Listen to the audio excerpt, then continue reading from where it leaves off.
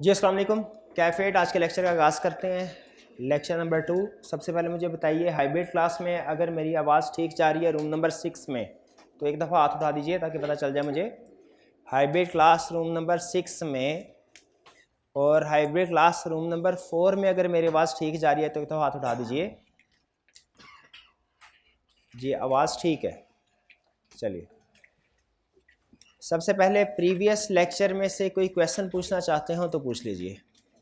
Previous lecture में हमने कुछ प्लानिंग मैटर डिस्कस किए थे कि हम किस तरीके से इस कोर्स को लेके चलेंगे। उससे रिलेटेड कोई भी क्वेश्चन आपके जहन में हो, पूछना चाहते हो पूछ सकते हैं। जी मेरे भाई पूछिए।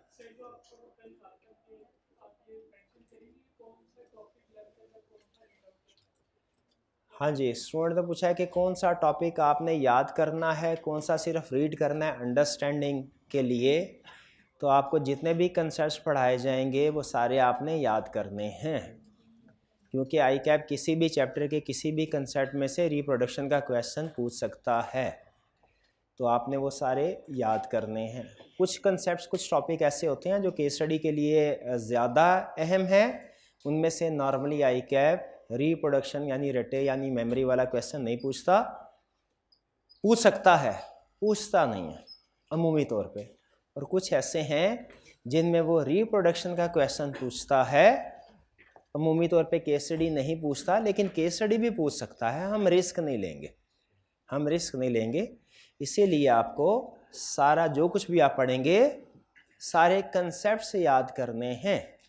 अच्छा नोट कीजिए, मैंने बोला सारे कंसेप्ट से याद करने हैं, मैंने ये नहीं कहा कि सारे अल्फाज याद करने हैं। रटा लगाना कोई बुरी चीज़ नहीं होती, लेकिन रटा लगाने का एक असूल होता है, जितना कम से कम रटा लगाएं उतना ही याद करना भी आसान होता है और याद रखना भी आसान होता है। तो आपने किस किस चीज़ किस किस लफ्ज़ को याद करना है ये मैं आपको बताऊंगा। बल्कि मैंने जैसे बताया कल वो एक बायोनिक रीडिंग मेथड, तो हमने ऑलरेडी बोल्ड किया हुआ है। जो बोल्ड अल्फाज है ना, पूरा सेंटेंस याद करने की ज़रूरत नहीं। आप किसी भी सेंटेंस में सिर्फ जो बोल्ड वाले अल्फाज यानी जो थोड़ा गहरे लिखे हुए हैं सिर्फ वो याद कर लें तो आपको पता चल जाएगा कि इस सेंटेंस में क्या बात कर रहा है। बाकी के अल्फाज याद करने की ज़रूरत नहीं होती। हम जो अल्फाज बोलते हैं ना, एक सेंटेंस होता है ना, सेंटेंस हर याद रखिएगा, मुख्तलिफ अल्फाज जो होते हैं ना, हमारे मुंह से जो मुख्तलिफ अल्फाज अदा होते हैं, इनके अंदर एक पावर होती है। कुछ अल्फाज में पावर पॉजिटिव होती है, कुछ नेगेटिव। आपकी कोई तारीफ़ करता है आपको खुशी होती है, तारीफ़ में पॉजिटिव स्ट्रेंथ होती है। कोई आप पे तनकीद करता है आपको बुरा लगता है, नेगेटिव फील होता है, मूड ऑफ हो जाता है। उन अल्फाज में नेगेटिव पावर होती है। तो हमारे जितने भी हम मुंह से अल्फाज अदा करते हैं या इवन लिखते हैं उनमें पावर होती है, कुछ में पॉजिटिव कुछ में नेगेटिव। और फर्दर कुछ में पॉजिटिव है तो कुछ में पावर वीक होगी, कुछ में पावर हाई होगी, स्ट्रॉन्ग होगी। इसी तरह नेगेटिव में भी कुछ में पावर वीक होती है लो, कुछ में हाई स्ट्रॉन्ग होती है। ठीक है, तो आपने हमेशा कोशिश करनी है जब आप पढ़ रहे हों तो जो स्ट्रॉन्ग जो पावरफुल वर्ड्स हैं उनको याद कर लें। जो लेस पावरफुल वर्ड्स हैं उनको याद करने की ज़रूरत नहीं होती। वो सेंटेंस स्ट्रक्चर, सेंटेंस बनाने का तरीका है, वो खुद भी बना सकते हैं। अब कौन से अल्फाज पावरफुल हैं कौन से अल्फाज पावरफुल नहीं हैं हमारे इस सब्जेक्ट में, ये भी आपको नहीं पता, लेकिन जैसे जैसे आप आगे चलेंगे पता चलता जाएगा। तो इन शॉर्ट आपने जब याद करना है, सारे कंसेप्ट को याद करना है, लेकिन हर कंसेप्ट के अंदर जो जितने अल्फाज लिखे हैं वो सारे अल्फाज याद नहीं करने, सिर्फ पावरफुल वर्ड्स याद करने हैं। अच्छा, कैसे पता चलेगा पावरफुल वर्ड्स कौन से हैं? एक तो आपको जैसे जैसे इस सब्जेक्ट के बारे में आप जानते जाएंगे, नॉलेज बढ़ता जाएगा, आपको खुद भी अंदाज़ा होता जाएगा। वरना हमने बोल्ड किया हुआ है कुछ अल्फाज को, जिन अल्फाज को बोल्ड किया हुआ है इसका मतलब है वो अल्फाज आपके लिए ज़रूरी हैं याद करना या समझना। वो अल्फाज ज़रूर, अगर आपने वो अल्फाज समझ लिया इसका मतलब पूरा कंसेप्ट समझ लिया, वो अल्फाज याद कर लिए मतलब पूरा कंसेप्ट याद कर लिया। ठीक है जी मेरे भाई, और कोई क्वेश्चन पूछना चाहते हो पूछना? शाबाश, अच्छा सवाल था जी। क्लास में क्लास मिस हो जाए, फिजिकल स्टूडेंट्स की अगर क्लास मिस हो जाए तो मतलब मिस हो गई। अब क्या कर सकते हैं आप? अगर अव्वल तो कोशिश करें मिस ना करें, ठीक है। हमारी तकरीबन 100 के करीब क्लासेस होंगी। इसका मतलब यह है कि अगर आप एक दिन छुट्टी करते हैं तो आपके पास होने का चांस 2% रिड्यूस हो जाता है।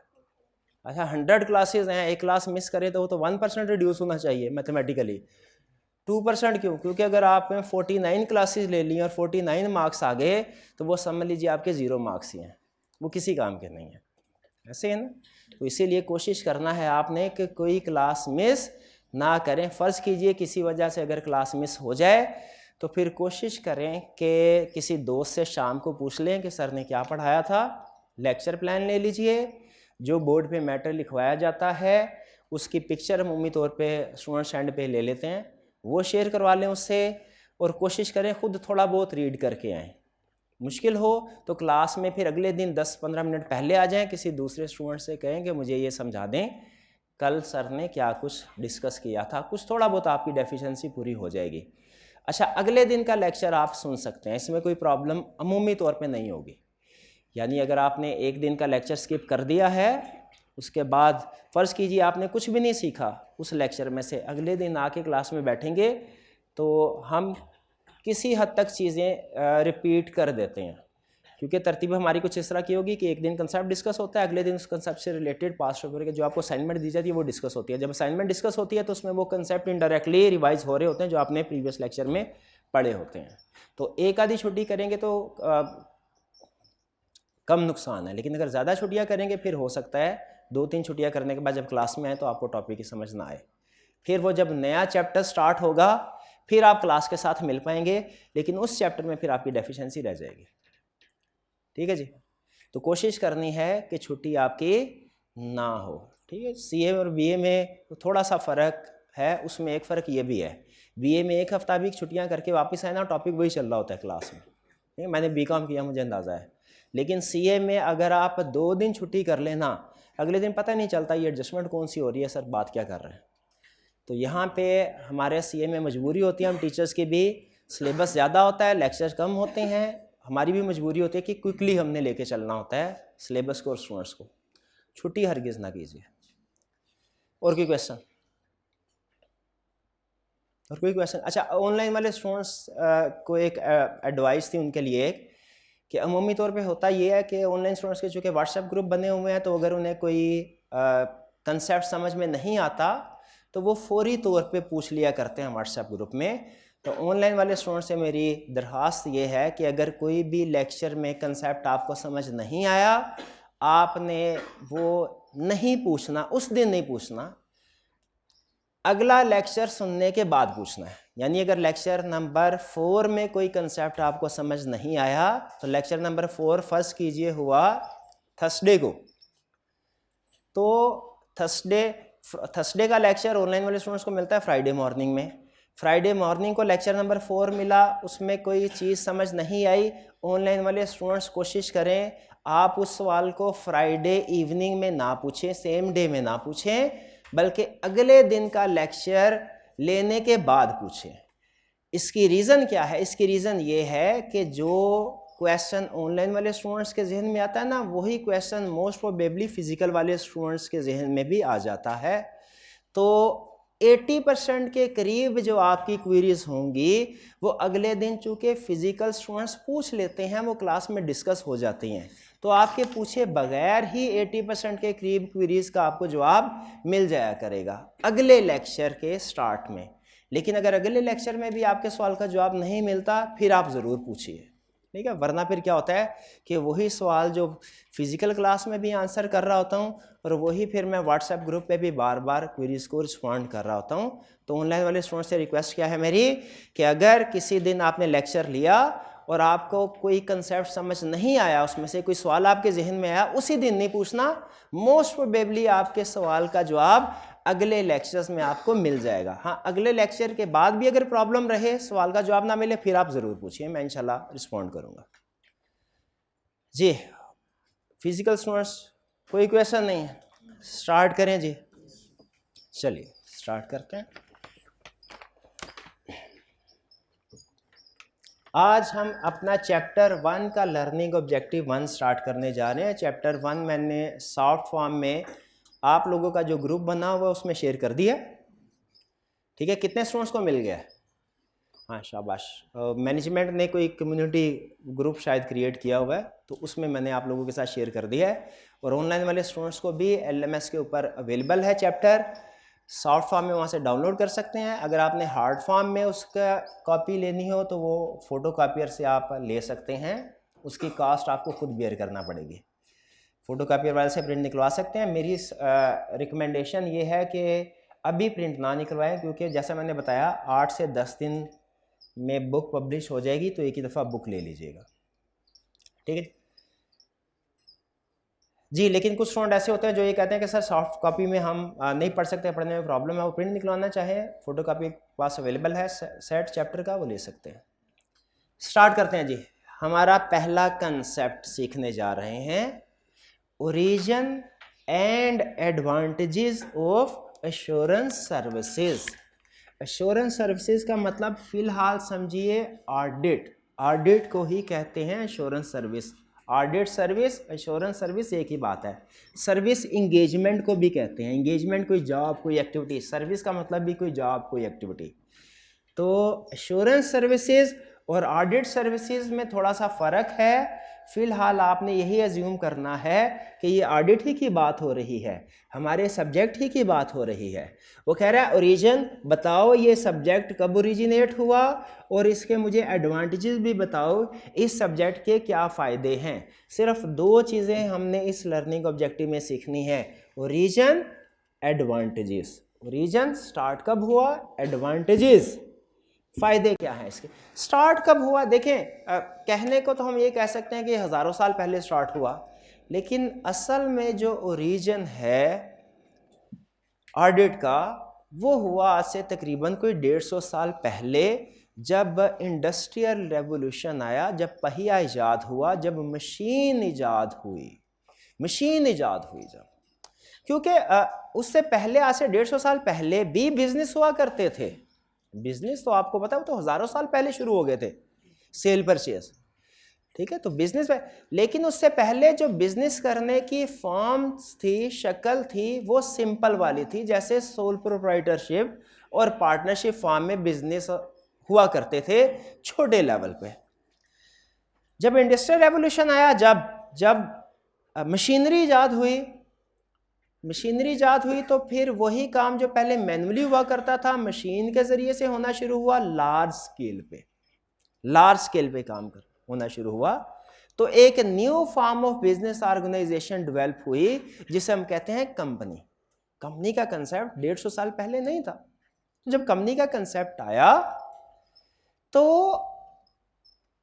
लोगों को, वो बेसिकली इंडस्ट्रियल रेवोल्यूशन के बाद आया, इसलिए कि इंडस्ट्रियल रेवोल्यूशन के बाद बिजनेस चलाने के लिए, लार्ज फार्म में बिजनेस चलाने के लिए ज़्यादा पैसों की भी ज़रूरत थी और ज़्यादा स्किल की भी ज़रूरत थी। स्किल की ज़्यादा ज़रूरत क्यों थी? क्योंकि अब काम मैनुअली नहीं होना भैया, अब काम कैसे होना है, अब तो काम मशीनों के ज़रिए से होना है। तो मशीन चलानी आनी चाहिए। अभी भी जिस बंदे को मशीन चलानी आती है फैक्ट्री के अंदर, हम उसे कहते हैं स्किल्ड लेबर। तो उस वक्त मशीन चलाने के लिए स्किल्स की ज़रूरत होती थी और मशीन ख़रीदने के लिए पैसों की ज़रूरत होती थी। अभी भी अगर आप देखें, मशीनरी ख़रीदने के लिए करोड़ों रुपयों की ज़रूरत पड़ती है। टेक्सटाइल इंडस्ट्री में अगर आप काम करने जा रहे हैं, मशीनरी ख़रीदनी, एक एक मशीनरी करोड़ों की होगी। एयरलाइन बिजनेस स्टार्ट करना है, एक जहाज़ जो है करोड़ों रुपए का आएगा। तो अभी भी हालांकि मशीनरी इतनी महंगी है, और उस वक्त इमेजिन कीजिए जब ये स्टार्ट, आपको पता है कोई भी टेक्नोलॉजी, कोई भी इनोवेशन जब स्टार्ट में होती है ना, ज़्यादा एक्सपेंसिव होती है। उस वक्त भी ज़्यादा एक्सपेंसिव होते थे। तो उस वक्त 2 प्रॉब्लम्स आए। देखें, लोग क्या चाह रहे थे, मूव करना चाह रहे थे मैनुअल से मशीनरी के ऊपर। उसके लिए उन्हें मशीनरी खरीदने की ज़रूरत थी। 2 चीज़ों की ज़रूरत। पहली उन्हें ज़रूरत किस चीज़ की थी?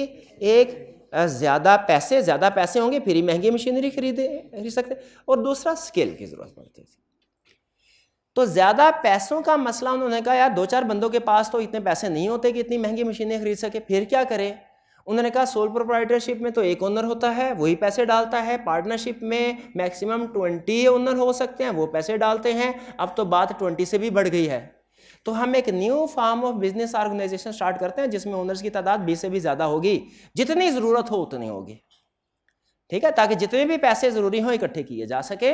तो फिर जो फॉर्म ऑफ बिजनेस ऑर्गेनाइजेशन आया उसे कहते हैं कंपनी। कंपनी में आपको पता है मैक्सिमम नंबर ऑफ ओनर्स की कोई लिमिट नहीं है, उसमें 100 हो सकते हैं, 1000 हो सकते हैं शेयर होल्डर्स। तो उसने company form of business start हुआ। कंपनी फॉर्म ऑफ बिजनेस को जब आप कंपेयर करते हैं other form of business organisation से, तो उसमें जो एक बड़ा फर्क आता है सामने, वो आता है separation of ownership from management. Sole proprietorship में जो ओनर है वही दुकान पे बैठा हुआ है, वही बिजनेस को मैनेज भी कर रहा है।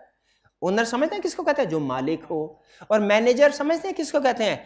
जो मैनेज कर रहा हो बिजनेस को। सोल प्रोप्राइटरशिप में ओनर ही बिजनेस को मैनेज कर रहा होता है। आप अभी भी देखें, घर से बाहर निकले, आपके दाएं बाएं बहुत से ऐसी शॉप्स हैं, किराना की दुकान है, बेकरी की दुकान है, मिल्क शॉप है, बहुत सी ऐसी दुकान, उनमें ओनर खुद बैठा हुआ है। और अगर पार्टनरशिप है तो उसमें भी ओनर्स ही बिजनेस को, कोई ना कोई पार्टनर ही बिजनेस में बैठा होता है, ओनर ही बिजनेस को मैनेज कर रहे होते हैं। लेकिन कंपनी फॉर्म ऑफ बिजनेस के अंदर अमूमी तौर पे ओनर कुछ और लोग होते हैं और बिजनेस को चलाने वाले कुछ और लोग होते हैं। ऐसा क्यों है? क्योंकि सोल प्रोप्राइटरशिप और पार्टनरशिप तो normally simple form of business organisation है, उनमें बिजनेस को चलाने के लिए कोई स्पेशलाइज स्किल की जरूरत नहीं है, क्योंकि इतनी कंप्लेक्स मशीनरी नहीं होती, इतना बड़ा लेवल पे बिजनेस नहीं होता। कंपनी फॉर्म ऑफ बिजनेस जो होता है वो बड़े लेवल पे होता है, उसमें कंप्लेक्स मशीनरी यूज हो रही आती है। उस मशीनरी को चलाने के लिए, प्रोडक्ट को मैन्युफैक्चर करने के लिए स्पेशलाइज स्किल की जरूरत होती है। जैसे अगर हम कोई गाड़ियां बनाने वाली कंपनी जैसे होंडा, जैसे सुजुकी, इस तरह का बिजनेस स्टार्ट करना चाहे तो हमारे पास अगर पैसा है भी, अरबों रुपए है हमारे पास, हम वो बिजनेस स्टार्ट नहीं कर सकते जब तक कि हमारे पास इंजीनियर्स ना हो, या तो हमने खुद इंजीनियरिंग ना की हो या हम इंजीनियर्स को अपने साथ ना मिलाएं, तब तक वो बिजनेस स्टार्ट नहीं कर सकते। ऐसा ही है, चाहे आपके पास अरबों रुपया हो, आप एक हॉस्पिटल की बिल्डिंग तो कंस्ट्रक्ट कर सकते हैं, पेशेंट्स का इलाज नहीं कर सकते जब तक आप MBBS क्वालिफाइड ना हो, या जब तक आप MBBS क्वालिफाइड लोगों को अपने साथ मिला ना लें। तो जब लार्ज स्केल पे बिजनेस करना है, company form of business organisation business करना है, तो उसमें जो बड़ी प्रॉब्लम होती है वो क्या? चूंकि उसमें कम्प्लेक्स होते हैं ऑपरेशंस, लार्ज स्केल पे ऑपरेशंस होते हैं, तो अमूमी तौर पे जिनके पास पैसे होते हैं उनके पास स्किल नहीं होती, और जिनके पास स्किल होती है उनके पास अमूमन पैसे नहीं होते। और देखें आप, आजकल भी आपको इस तरह की एग्जांपल्स नजर आएंगी कि जिनके पास स्किल्स हैं उनके पास पैसे नहीं, वो दूसरे के पास जॉब करते हैं, नौकरी करते हैं, और जिनके पास पैसे हैं, स्किल नहीं है, वो बिजनेस चला तो नहीं सकते, लेकिन वो बहुत से टेक्निकल लोगों को हायर कर लेते हैं। इसे कहते हैं separation of ownership from management. अच्छा, ये हमेशा नहीं होता। ऐसा पॉसिबल है कि किसी बंदे के पास करोड़ों रुपया, अरबों रुपया भी हो और उसके पास टेक्निकल स्किल्स भी हो, वो MBBS क्वालिफाइड भी हो, वो इंजीनियर भी हो। ऐसा पॉसिबल है। अगर ऐसा पॉसिबल है तो वो खुद भी ओनर भी होगा और खुद भी मैनेजर भी होगा, लेकिन ऐसा कभी कभार होता है, अमूमी तौर पे नहीं होता। एग्री करते हैं इस बात से? तो पहला कंसेप्ट जो आपने इस सब्जेक्ट में सीखा वो ये कि कंपनी फॉर्म ऑफ बिजनेस 3 तरह के हैं: सोल प्रोप्राइटरशिप, पार्टनरशिप और कंपनी।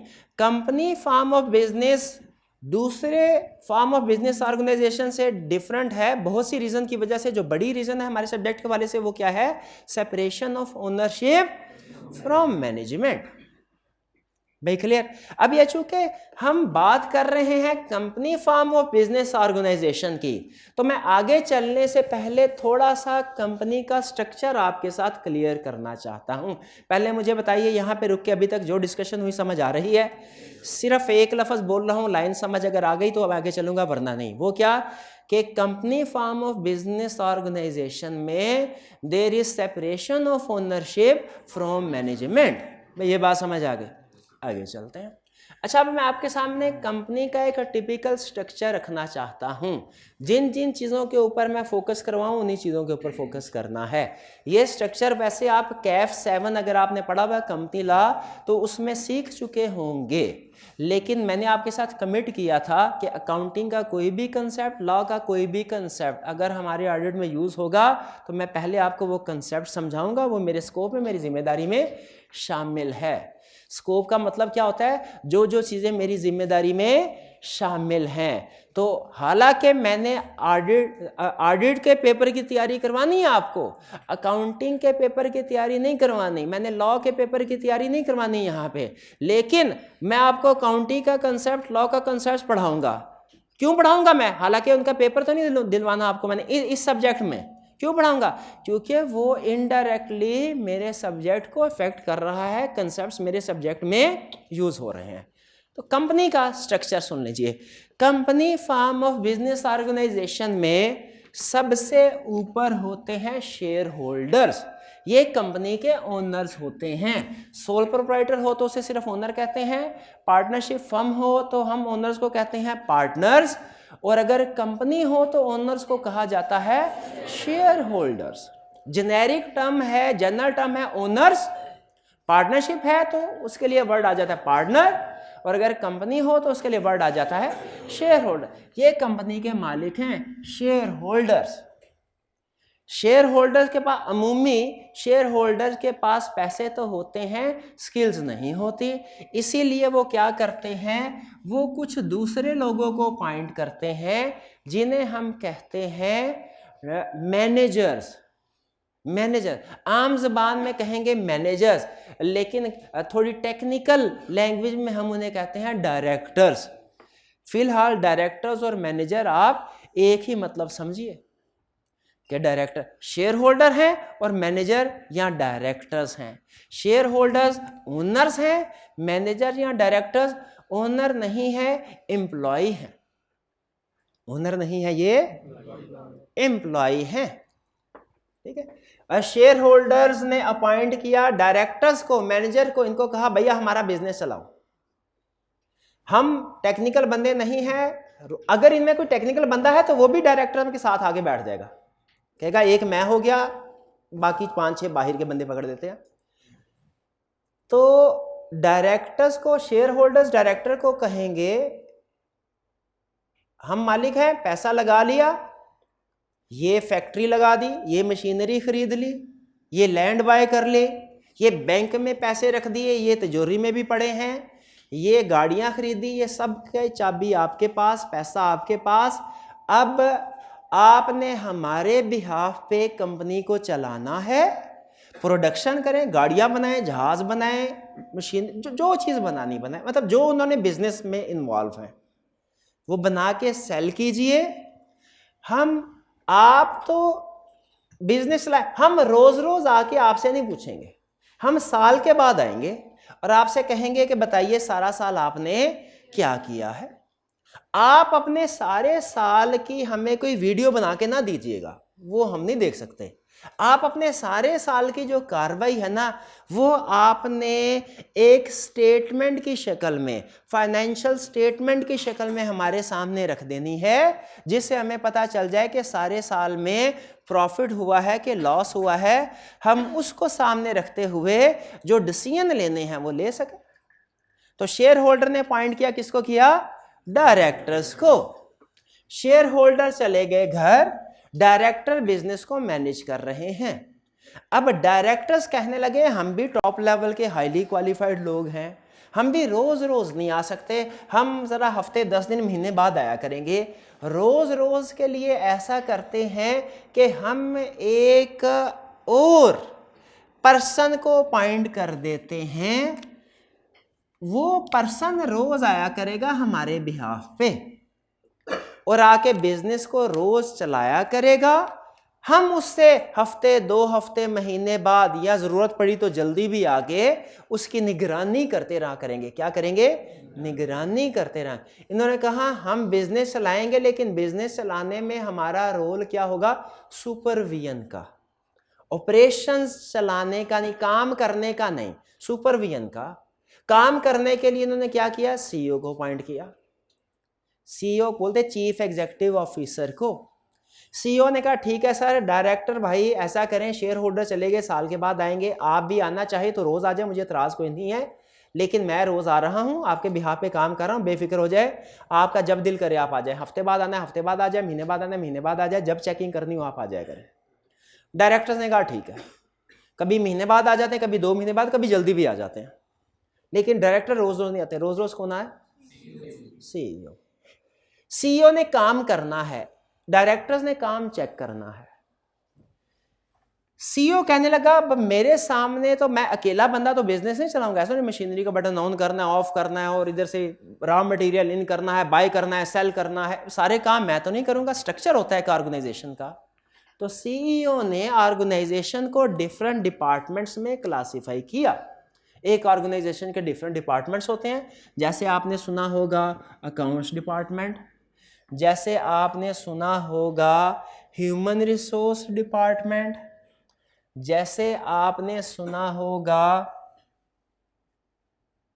लीगल डिपार्टमेंट, जैसे आपने सुना होगा operations department. Operations department manufacturing करता है जो चीज, फैक्ट्री, इन शॉर्ट कह लें फैक्ट्री। लीगल डिपार्टमेंट जो कंपनी के खिलाफ लिटिगेशंस वगैरह होती हैं उनको डील करता है। प्रोक्योरमेंट डिपार्टमेंट यानी परचेज डिपार्टमेंट जिसका काम है चीज़ें रॉ मटेरियल खरीदना। सेल्स डिपार्टमेंट जिसका काम है चीज़ें सेल करना। और भी डिपार्टमेंट होते हैं, जैसे मार्केटिंग डिपार्टमेंट भी होता है जिसका काम है एडवर्टीजमेंट वगैरह करना, मार्केटिंग करके चीज़ें सेल करना। और भी डिपार्टमेंट हो सकते हैं, सारे पॉसिबल नहीं था, हमने चंद एक एग्जाम्पल आपके सामने रख दी। सीईओ ने डिफरेंट डिपार्टमेंट्स को इस्टेब्लिश किया। वैसे तो हमारे ऑडिट में याद रखिए सारे डिपार्टमेंट्स भी ही रेलिवेंट हो सकते हैं, लेकिन गैस कीजिए कौन से वाला डिपार्टमेंट सबसे ज़्यादा अहम होता है हमारे लिए? अकाउंट्स डिपार्टमेंट, क्योंकि फाइनेंशियल स्टेटमेंट्स इस डिपार्टमेंट में प्रिपेयर हो रही होती हैं। ठीक है, फाइनेंशियल स्टेटमेंट्स इस डिपार्टमेंट में, इस डिपार्टमेंट के हेड को हम कहते हैं CFO, chief financial officer.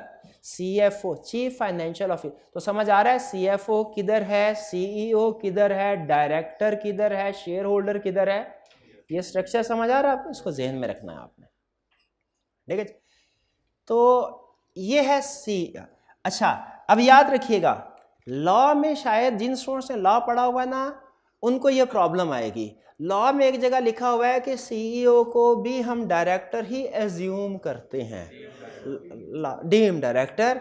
Audit में ऐसा नहीं है, ऑडिट में सीईओ मैनेजमेंट का हिस्सा है, सीईओ मैनेजमेंट का हिस्सा है। अगर तो ऑलरेडी डायरेक्टर है तो फिर तो ठीक है, वरना हमने एज्यूम नहीं करना है इसको सीईओ को किस पोजीशन में रखना है, मैनेज, क्योंकि इसका काम है काम करना।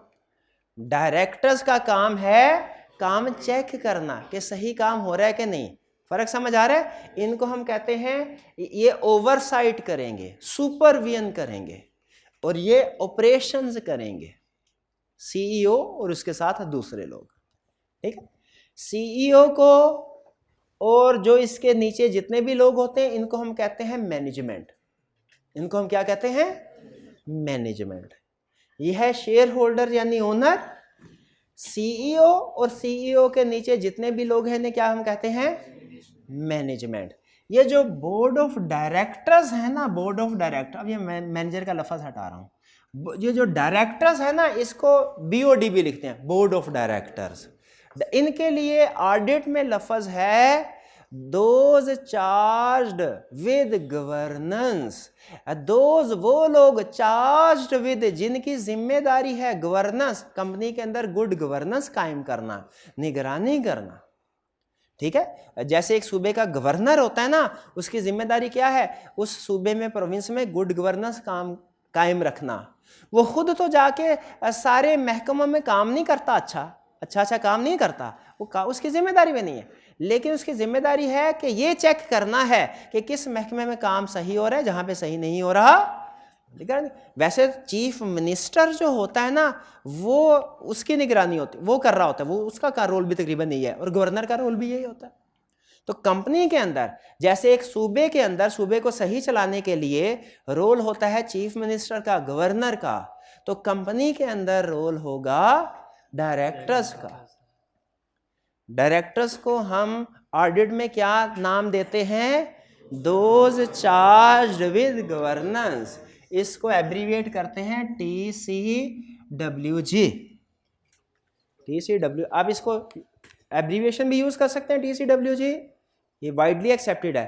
पूरा भी लिख सकते हैं, those charged with governance, those वो लोग चार्ज्ड विद जिनकी जिम्मेदारी है, जिनको जिम्मेदारी दी गई है, क्या चीज इंचार्ज बनाया गया है, किस चीज का, गवर्नेंस का, सुपरविजन का। क्लियर हुआ जी, ये स्ट्रक्चर क्लियर हुआ सारा। शेयर होल्डर, अब अगर मैं बोलूं कभी ऑडिट में चलते चलते मैनेजमेंट, तो बताइए इससे आप क्या मुराद लेंगे, सीईओ, सीएफओ और अदर डिपार्टमेंट्स। और अगर मैं बोलूं those charged with governance, directors. और शेयर होल्डर मतलब ओनर्स।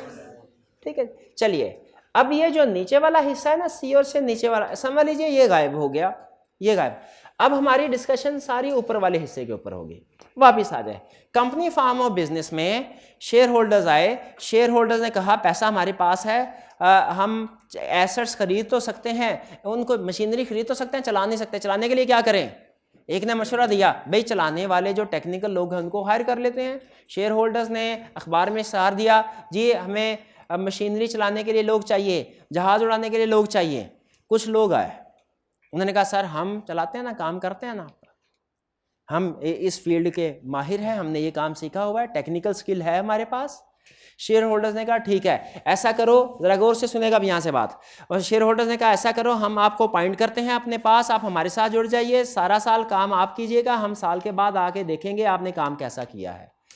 आप हमें फाइनेंशियल स्टेटमेंट की शक्ल में रिपोर्ट बना के दे दीजिएगा, जिससे हमें पता चल, जिसमें सारे पूरे साल की इनकम भी होगी, पूरे साल के एक्सपेंसेस भी होंगे, हमें उससे पता चल जाएगा इनकम ज़्यादा एक्सपेंसेस कम तो मतलब प्रॉफिट है, और अगर इनकम कम और एक्सपेंसेस ज़्यादा तो मतलब लॉस है। तो आप हमें साल के बाद रिकॉर्ड बना के दे दीजिएगा, हमें पता चल जाएगा प्रॉफिट है तो आपने काम अच्छा किया है, लॉस है तो काम अच्छा नहीं किया। डायरेक्टर्स ने कहा ठीक है सर, लेकिन बताइए हमें बदले में क्या मिलेगा। शेयर होल्डर्स ने कहा बदले में दो चीज़ें, एक नहीं दो चीज़ें। पहली चीज़ क्या, आपको मंथली सैलरी मिलेगी। दूसरी चीज़ क्या, दूसरी चीज़ अगर और से सुनेगा, दूसरी चीज़, और आपने मुझे बताना है दूसरी चीज़ प्लस है कि माइनस है, पॉजिटिव है कि नेगेटिव है। शेयर होल्डर्स ने डायरेक्टर से कहा दूसरी चीज़, हम आपको जब साल के बाद आएंगे जितना प्रॉफिट होगा उसका 10% आपको बोनस दे देंगे। हम ये इसलिए आपके साथ अपना प्रॉफिट शेयर करेंगे, प्रॉफिट का 10% बोनस इसलिए देंगे ताकि आप दिन रात मेहनत करें, प्रॉफिट ज़्यादा से ज़्यादा हो। प्रॉफिट होगा तो जहाँ पे हमें फ़ायदा होगा वहाँ पे आपको भी फ़ायदा हो। आप भी ये चाहें प्रॉफिट हो, इसलिए आपको ऑफ़र दे रहे हैं। क्या ऑफ़र, जितना प्रॉफिट है 10% आपका बोनस। बताइए आपके ख्याल में ये गुड थिंग है या बैड थिंग? गुड थिंग है, शाबाश, अभी तक बिल्कुल गुड थिंग है डायरेक्टर्स के लिए। डायरेक्टर्स ने कहा बिल्कुल ठीक है सर, हमें एक्सेप्टेड है। शेयर होल्डर चले गए, डायरेक्टर्स ने काम करना शुरू कर दिया। ठीक है जी। अच्छा, अब डायरेक्टर्स ने जब काम करना शुरू किया, करते गए, साल के एंड पे या तो प्रॉफिट होगा या लॉस होगा। प्रॉफिट होगा ना तो वो होता है हैप्पी सिचुएशन, हैप्पी सिचुएशन। याद रखें, कोई भी सब्जेक्ट की केस स्टडी तब तक बनती ही नहीं जब तक उसमें कोई ट्विस्ट ना आए। तो अगर सब कुछ हैप्पी हैप्पी हो जाए तो फिर केस स्टडी होती ही ना, ऑडिट होता ही ना। ठीक है, तो कुछ ना कुछ कहानी में ट्विस्ट आएगा। ट्विस्ट क्या आया, साल के एंड पे हमने देखा प्रॉफिट के बजाय लॉस है। अब डायरेक्टर्स बैठे परेशान हैं। दो परेशानियां उनको, दो परेशानियां। पहली परेशानी क्या है कि लॉस आ गया है, हमें जो 10% बोनस मिलना था नहीं मिलेगा। और दूसरी परेशानी इससे भी बड़ी, क्या कि जब शेयर होल्डर आएंगे उनके सामने फाइनेंशियल स्टेटमेंट रखी जाएंगी, वो कहेंगे लॉस है, तुम सारा साल करते ही क्या रहे हो, तुमने सही कंपनी को चलाया ही नहीं, तुम्हारा कॉन्ट्रैक्ट फारग, तुम्हें निकाल दिया, तुम्हारी जगह दूसरे लोगों को रखेंगे। फियर ऑफ रिमूवल, एक तो इंसेंटिव नहीं मिला जो मिलना था, और एक प्रेशर भी आ गया, क्या रिमूव होने का खतरा है। अब डायरेक्टर्स बैठे सोच रहे हैं क्या करें, क्या करें। डायरेक्टर्स चाहते हैं कि जो सारा साल उन्होंने काम किया है उसका बेस्ट व्यू प्रेजेंट हो शेयर होल्डर को। शेयर होल्डर ये चाहते हैं डायरेक्टर ने सारा साल जो काम किया है उसका true and fair view present हो उनको। भाई ट्रू एंड फेयर व्यू का मतलब क्या है? ट्रू एंड फेयर व्यू का मतलब है कि जैसी सिचुएशन है वैसी पता चले। अगर पता बिजनेस को प्रॉफिट हुआ है तो पता चले प्रॉफिट है, बिजनेस को लॉस हुआ तो पता चले लॉस है। यह है true and fair view. Profit है तो पता चले प्रॉफिट, लॉस है तो पता चले लॉस। यह है true and fair. Best view क्या होता है कि अगर बिजनेस को लॉस हुआ है तो फाइनेंशियल स्टेटमेंट्स को देख के पता चले प्रॉफिट है, और अगर प्रॉफिट हुआ है तो पता चले ज्यादा से ज्यादा है। ये समझ रहे हैं दोनों की एक्सपेक्टेशन, रिक्वायरमेंट। शेयर होल्डर क्या एक्सपेक्ट कर रहे हैं? शेयर होल्डर डायरेक्टर से क्या एक्सपेक्ट कर रहे हैं? True and fair view. Directors क्या प्रेजेंट करना चाहते हैं? Best view. ये कन्फ्लिक्ट आ गया। ये कन्फ्लिक्ट की वजह से ऑडिट प्रोफेशन इजाद हुआ। ना कन्फ्लिक्ट होता, ना कंपनी होती, ना ऑडिट प्रोफेशन इजाद हुआ होता। अच्छा, अब शेयर होल्डर्स, पहले बताएं कन्फ्लिक्ट समझ आ गया। डायरेक्टर्स क्या चाहते हैं शेयर होल्डर को? डायरेक्टर क्या चाहते हैं शेयर होल्डर को? बेस्ट व्यू प्रेजेंट हो, बेस्ट व्यू प्रेजेंट हो। डायरेक्टर्स क्या चाहते हैं? ये एरो में भी कंसेप्ट होते हैं, लाइंस में भी कंसेप्ट होते हैं। समझ आया आपको? शेयर होल्डर क्या चाहते हैं डायरेक्टर से? कि उन्हें ट्रू एंड फेयर व्यू मिले। डायरेक्टर्स क्या चाहते हैं कि शेयर होल्डर को बेस्ट व्यू मिले। इसे कहते हैं कन्फ्लिक्ट। कन्फ्लिक्ट। अच्छा, ट्रू एंड फेयर व्यू, यहां पे हम पहले ट्रू एंड फेयर व्यू का एंगल देखते हैं। देखें, शेयर होल्डर और डायरेक्टर्स का आपस में एक रिलेशनशिप है। जब भी कुछ दो लोगों का आपस में कॉन्ट्रैक्ट होता है ना, कोई कॉन्ट्रैक्चुअल रिलेशनशिप जरूर होता है। तो शेयर होल्डर और डायरेक्टर्स का आपस में एक रिलेशनशिप है। अगर हम उस रिलेशनशिप को डिस्क्राइब करना चाहें, 3 अल्फाज में डिस्क्राइब कर सकते हैं। डायरेक्टर्स के और शेयर होल्डर के रिलेशनशिप को, भाई दोनों में रिलेशनशिप क्रिएट हुआ ना, जब दोनों कॉन्ट्रैक्ट हुआ तो रिलेशनशिप क्रिएट हुआ। रिलेशनशिप को हम 3 अल्फाज में डिस्क्राइब कर सकते हैं। किन अल्फाज में? स्टीवर्ड, एजेंट और अकाउंटेबल। Steward, agent. स्टीवर्ड कौन होता है? अमानतदार। अमानतदार, ठीक है। जैसे हमने किसी के पास कोई चीज रखवाई हो और उसे कहे भाई कल हम आपसे ये चीज ले लेंगे, तो वो जो पर्सन है वो स्टीवर्ड है। उसे चाहिए कि उस चीज को संभाल के रखे अपने पास, नुकसान ना होने दे, पूरी कोशिश करे नुकसान ना होने दे। तो मुझे बताइए कि शेयर होल्डर्स और डायरेक्टर, स्टीवर्डशिप का मतलब क्या है? मैनेज करना दूसरे की प्रॉपर्टी को, दूसरे के एसेट्स को। बताइए डायरेक्टर और शेयर होल्डर के रिलेशनशिप में कौन स्टीवर्ड है? डायरेक्टर स्टीवर्ड है। क्यों स्टीवर्ड है वो? क्योंकि वो शेयर होल्डर्स के प्रॉपर्टी को, उनके एसेट्स को मैनेज कर रहे हैं। अच्छा, किसके इंटरेस्ट में मैनेज कर रहे हैं? अपने इंटरेस्ट में क्या उनके बेस्ट इंटरेस्ट? Share holders. ठीक है। स्टीवर्ड का मतलब क्या? अमानतदार, जिसके पास अमानत है। किसके पास अमानत है? डायरेक्टर्स के पास। तो क्या हम ये कह सकते हैं डायरेक्टर्स प्ले स्टीवर्डशिप रोल? ये हो गया। दूसरा, एजेंट। दूसरा रिलेशनशिप को एक्सप्लेन करने के लफ्ज क्या? एजेंट। एजेंट किसे कहते हैं? जब कोई एक बंदा किसी दूसरे बंदे को अपॉइंट करता है कि तुम मेरे बिहाफ पे ये काम करो, तो जो अपॉइंट करता है उसे कहते हैं प्रिंसिपल, और जिसको अपॉइंट किया जाता है उसे कहते हैं एजेंट। आपने शायद ये कैफ और बिजनेस लॉ में पढ़ा होगा, प्रिंसिपल एजेंट, ये वही है, ये वही है। अच्छा बताइए, इस रिलेशनशिप में प्रिंसिपल कौन है? Share holder. एजेंट कौन है? डायरेक्टर्स। क्योंकि डायरेक्टर्स की ये जिम्मेदारी है कि वो शेयर होल्डर्स की इंस्ट्रक्शंस के मुताबिक काम करें, इनके बेस्ट इंटरेस्ट में काम करें। यानी जो बिजनेस शेयर होल्डर्स ने कहा उसके मुताबिक काम करें। शेयर होल्डर ने कहा टेक्सटाइल सेक्टर में बिजनेस करना है तो मतलब टेक्सटाइल सेक्टर में बिजनेस करें। ऐसा ना हो कि रियल एस्टेट में इन्वेस्टमेंट करना शुरू कर दें, कहीं प्रॉपर्टी पड़ी हो बाय करना शुरू कर दें। शेयर होल्डर ने कहा एयरलाइन बिजनेस स्टार्ट करना है, एयरलाइन बिजनेस स्टार्ट करें। ऐसा ना हो मैचों के ऊपर जुए लगाना शुरू कर दें। ऐसा नहीं होना चाहिए, उनकी इंस्ट्रक्शन के मुताबिक काम करना चाहिए ना। ठीक है। ये आपने कंपनी लॉ में भी एक कंसेप्ट पढ़ा होगा कि share holder memorandum of association में जो लिख देते हैं principal line of business clause, company फिर उसी के मुताबिक काम करती है। ठीक है, छोटा मोटा कोई रिलेटेड एक्टिविटी इधर उधर की हो जाए तो वो खैर है, लेकिन उसूल के मुताबिक ये है एजेंसी रिलेशनशिप। एजेंसी रिलेशनशिप क्या है कि डायरेक्टर्स ने शेयर होल्डर्स की इंस्ट्रक्शंस के मुताबिक काम करना है। दो अल्फाज हो गए। हम क्या सीख रहे हैं? शेयर होल्डर और डायरेक्टर्स का रिलेशनशिप। इस रिलेशनशिप को एक्सप्लेन करते हैं तीन अल्फाज, स्टीवर्डशिप, एजेंट और अकाउंटेबिलिटी। अकाउंटेबिलिटी का मतलब क्या है? अकाउंटेबिलिटी का मतलब अकाउंटेबल होना, जिम्मेदार होना किसी चीज का। क्या डायरेक्टर्स सारा साल जो कुछ करते रहे हैं अपने सारे एक्शंस के जिम्मेदार हैं? किसको जिम्मेदार है? शेयर होल्डर्स को। और वो ये जिम्मेदारी किस शक्ल में पूरी करते हैं? हिसाब किताब देना, जो भी अमाल किए हिसाब किताब देना है।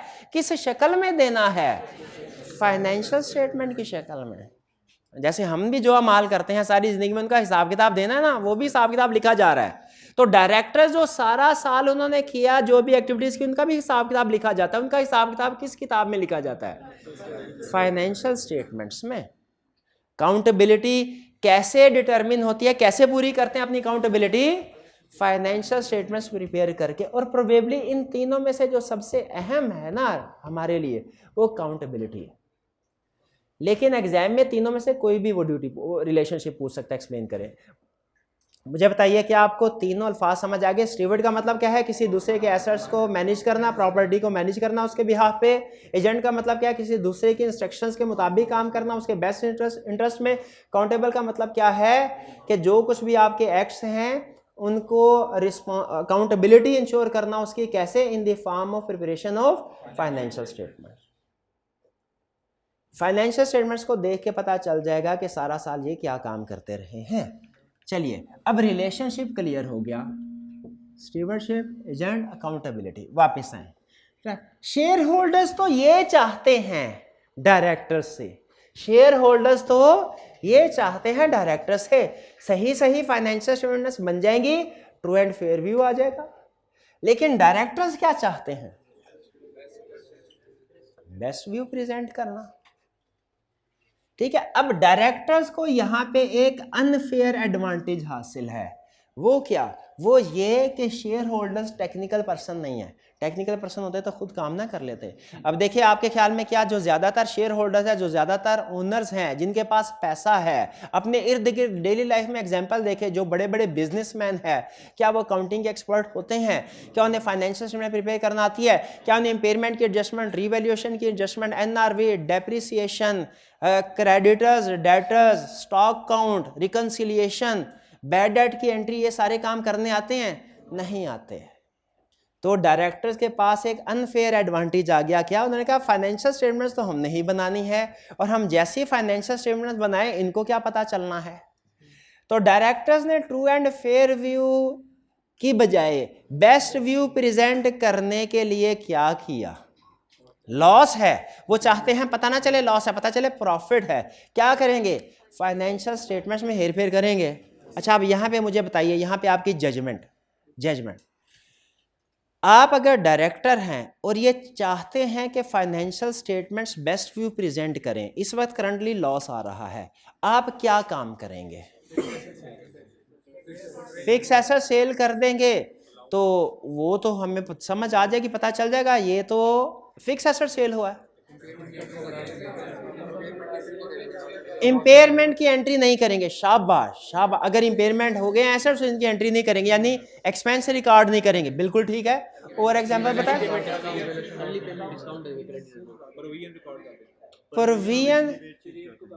प्रोविजन के रेट को कम कर देंगे। अच्छा, प्रोविजन फॉर बैड डेट के रेट को कम कर देंगे या प्रोविजन फॉर डेप्रिसिएशन के? दोनों के। शाबाश, बेहतरीन। और इसी तरह के और काम भी करेंगे। मैं इन शॉर्ट आपके सामने स्टेटमेंट रख रहा हूं, आपने उसे यस या नो करना है। डायरेक्टर्स क्या करेंगे?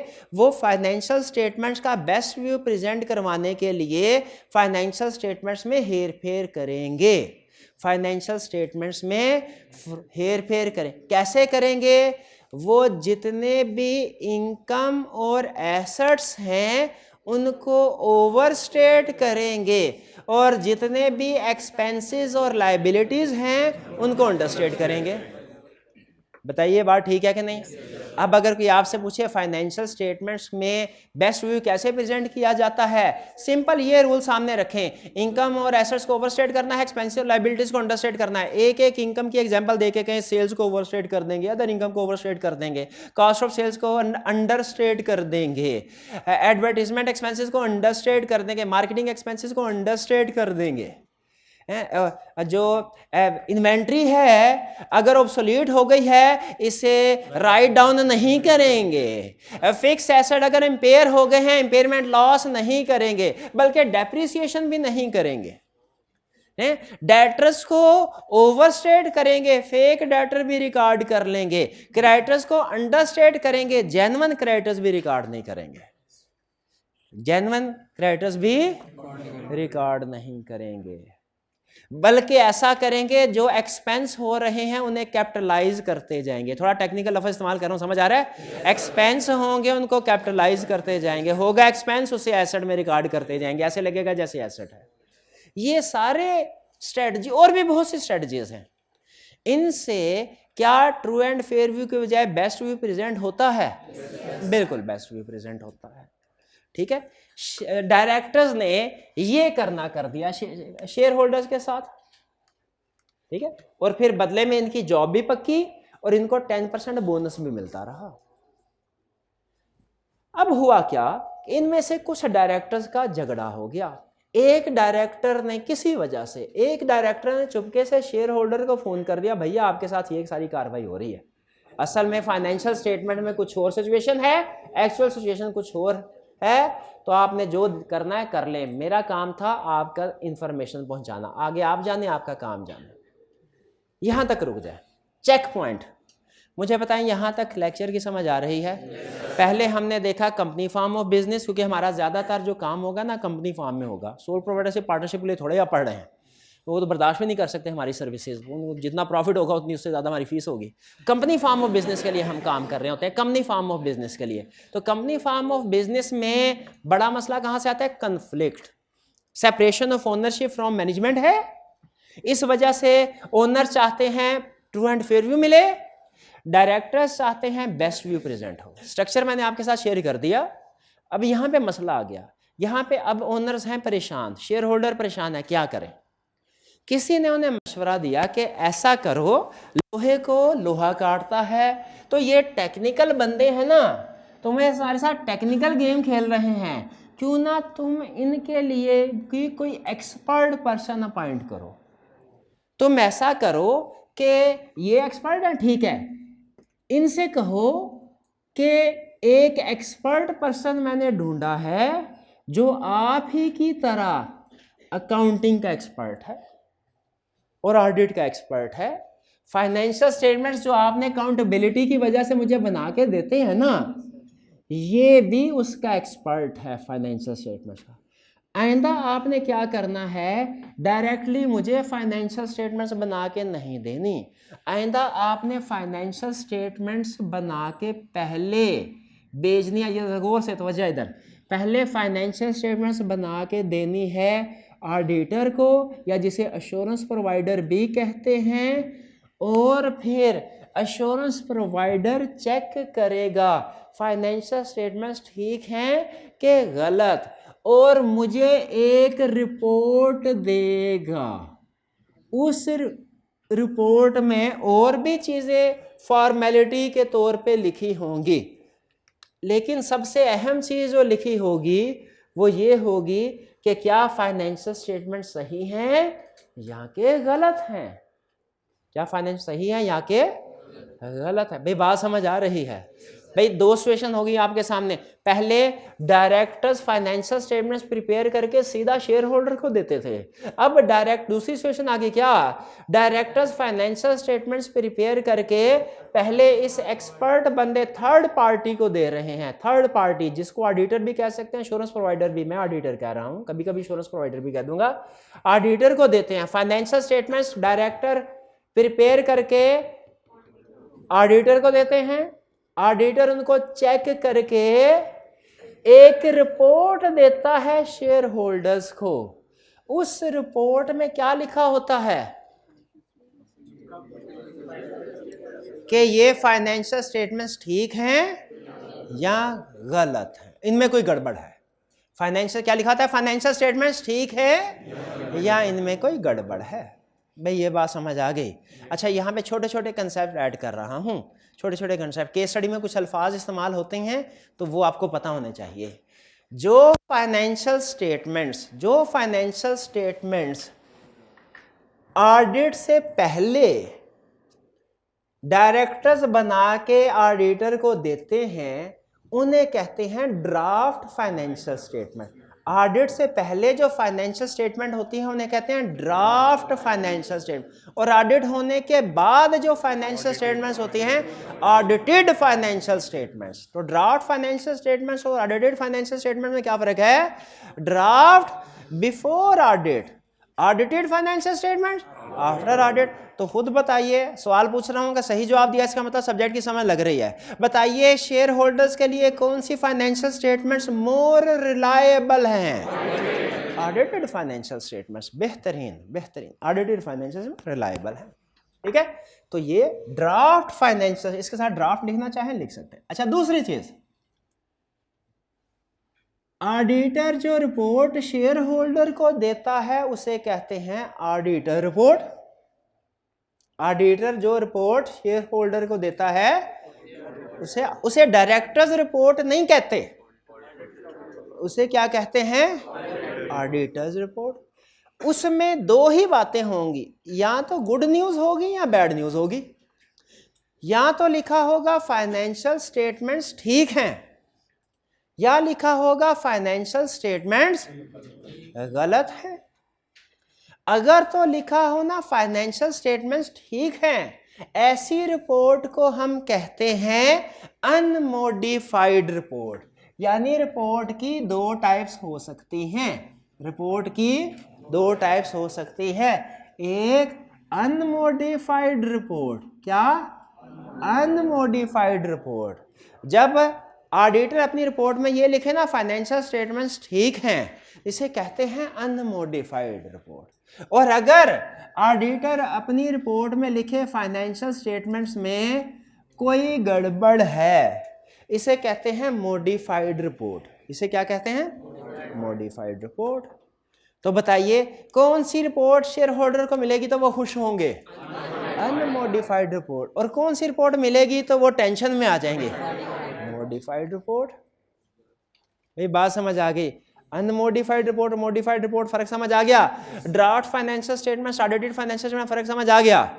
ये छोटे छोटे कंसेप्ट है, अभी कंसेप्ट बिल्ड, आपको पता है ये कंसेप्ट बिल्ड हो रहे हैं।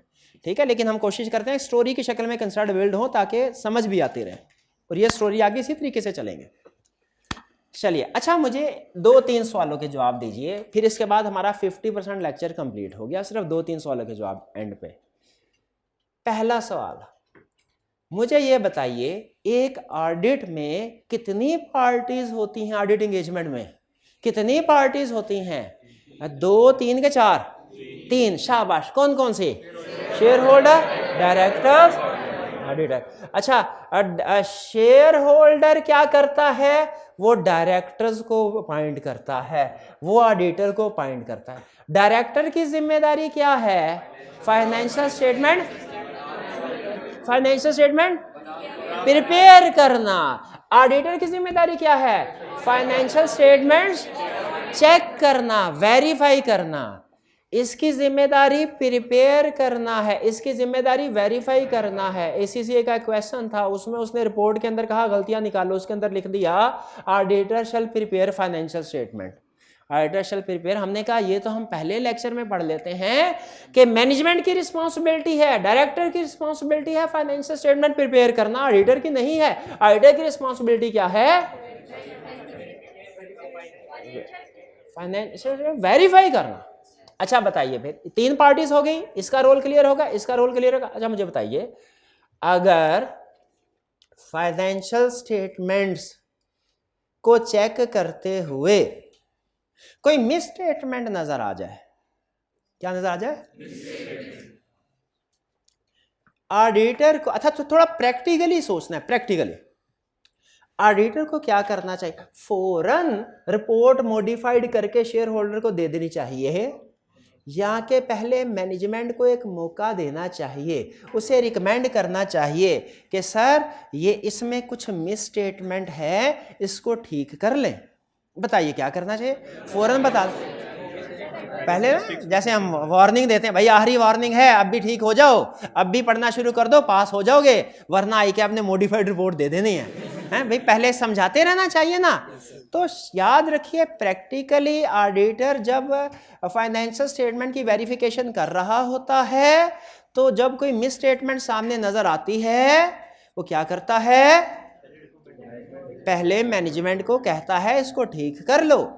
मैनेजमेंट अगर ठीक कर ले मिस स्टेटमेंट, तो वो ऐसा हो जाता है जैसे कभी मिस स्टेटमेंट थी ही नहीं। अल्फाज पे गौर करना है, वो ऐसा हो जाता है जैसे कभी मिस स्टेटमेंट थी ही नहीं। अगर मिस स्टेटमेंट थी, मैनेजमेंट ने करेक्ट कर ली, गैस कीजिए ऑडिटर कौन सी रिपोर्ट देगा, अनमोडिफाइड। क्या उस अनमोडिफाइड रिपोर्ट के अंदर लिखा होगा कि सर पहले गलतियां थी अब ठीक हो गई, अनमोडिफाइड रिपोर्ट, कि सीधा लिखा होगा कि भैया आपके पास जो आखिरी अब फाइनेंशियल स्टेटमेंट्स आ रही है ना, आपको तो इसी से गर्ज है कि जो आपके पास आई हैं वो ठीक है कि नहीं, दरमियान में कितनी स्टेजेस से गुजरी उससे आपको क्या लेना देना।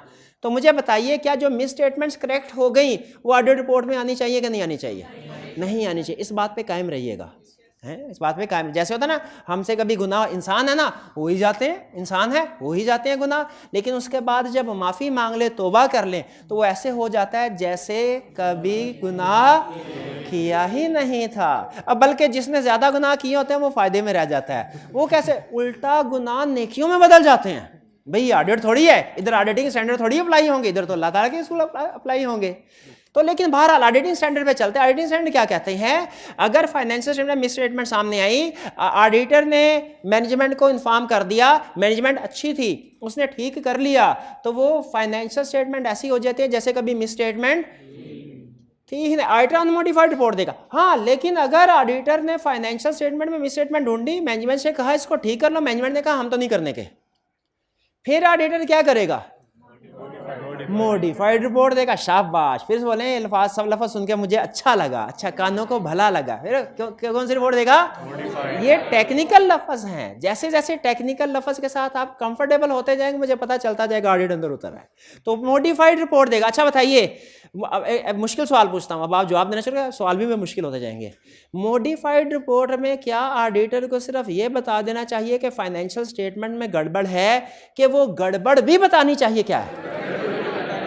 जैसे अगर गड़बड़ ये है कि डायरेक्टर ने provision for bad debt record नहीं की, तो क्या ऑडिटर को अपनी रिपोर्ट में बताना चाहिए कि फाइनेंशियल, पहला पैराग्राफ बताएगा फाइनेंशियल स्टेटमेंट में गड़बड़ है, दूसरे पैराग्राफ में बताएगा provision for bad debt record नहीं की, कहना चाहिए। अच्छा फिर से बताइए, अगर मैनेजमेंट ने डेप्रिसिएशन रिकॉर्ड नहीं की, तो ऑडिटर कौन सी रिपोर्ट देगा, मॉडिफाइड रिपोर्ट में क्या बताएगा, पहले पैराग्राफ में बताएगा कि फाइनेंशियल में गड़बड़ है, और दूसरे पैराग्राफ में बताएगा डेप्रिसिएशन रिकॉर्ड नहीं की। शाबाश। अच्छा, अगर इन्वेंट्री की कॉस्ट कम ज़्यादा है, एनआरवी कम है, एनआरवी कम है, कॉस्ट ज़्यादा है, इन्वेंट्री आनी चाहिए एनआरवी पे, लेकिन मैनेजमेंट ने कॉस्ट पे ही शो करवाई हुई है, कॉस्ट पे ही शो करवाई हुई है, पढ़ा ना, inventory should be measured at lower of cost and NRV है, तो एनआरवी पे आना चाहिए, कॉस्ट पे शो करवाया, एनआरवी 8 करोड़,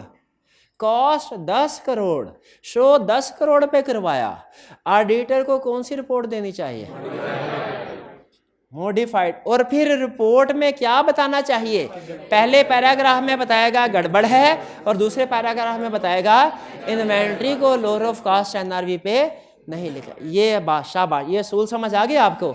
रिपोर्ट की 2 टाइप्स, अनमोडिफाइड, मॉडिफाइड। बेहतरीन बेहतरीन बेहतरीन। चलिए अब आते हैं, अब देखें, अब खुद बताइए, क्या अब फाइनेंशियल स्टेटमेंट्स जो ऑडिटर की चेकिंग के बाद शेयर होल्डर के पास पहुंचती है, ये ज्यादा रिलायबल, ज्यादा सही है या पहले वाली थी? ये ज्यादा। शेयर होल्डर तो बहुत खुश, कहने लगे भैया आपके आने से अव्वल तो उनको भी पता चल गया है कि काम चेक होना है, तो जिस बंदे को काम चेक पता चल जाए ना, वो खुद ही काम ठीक करना शुरू कर देता है।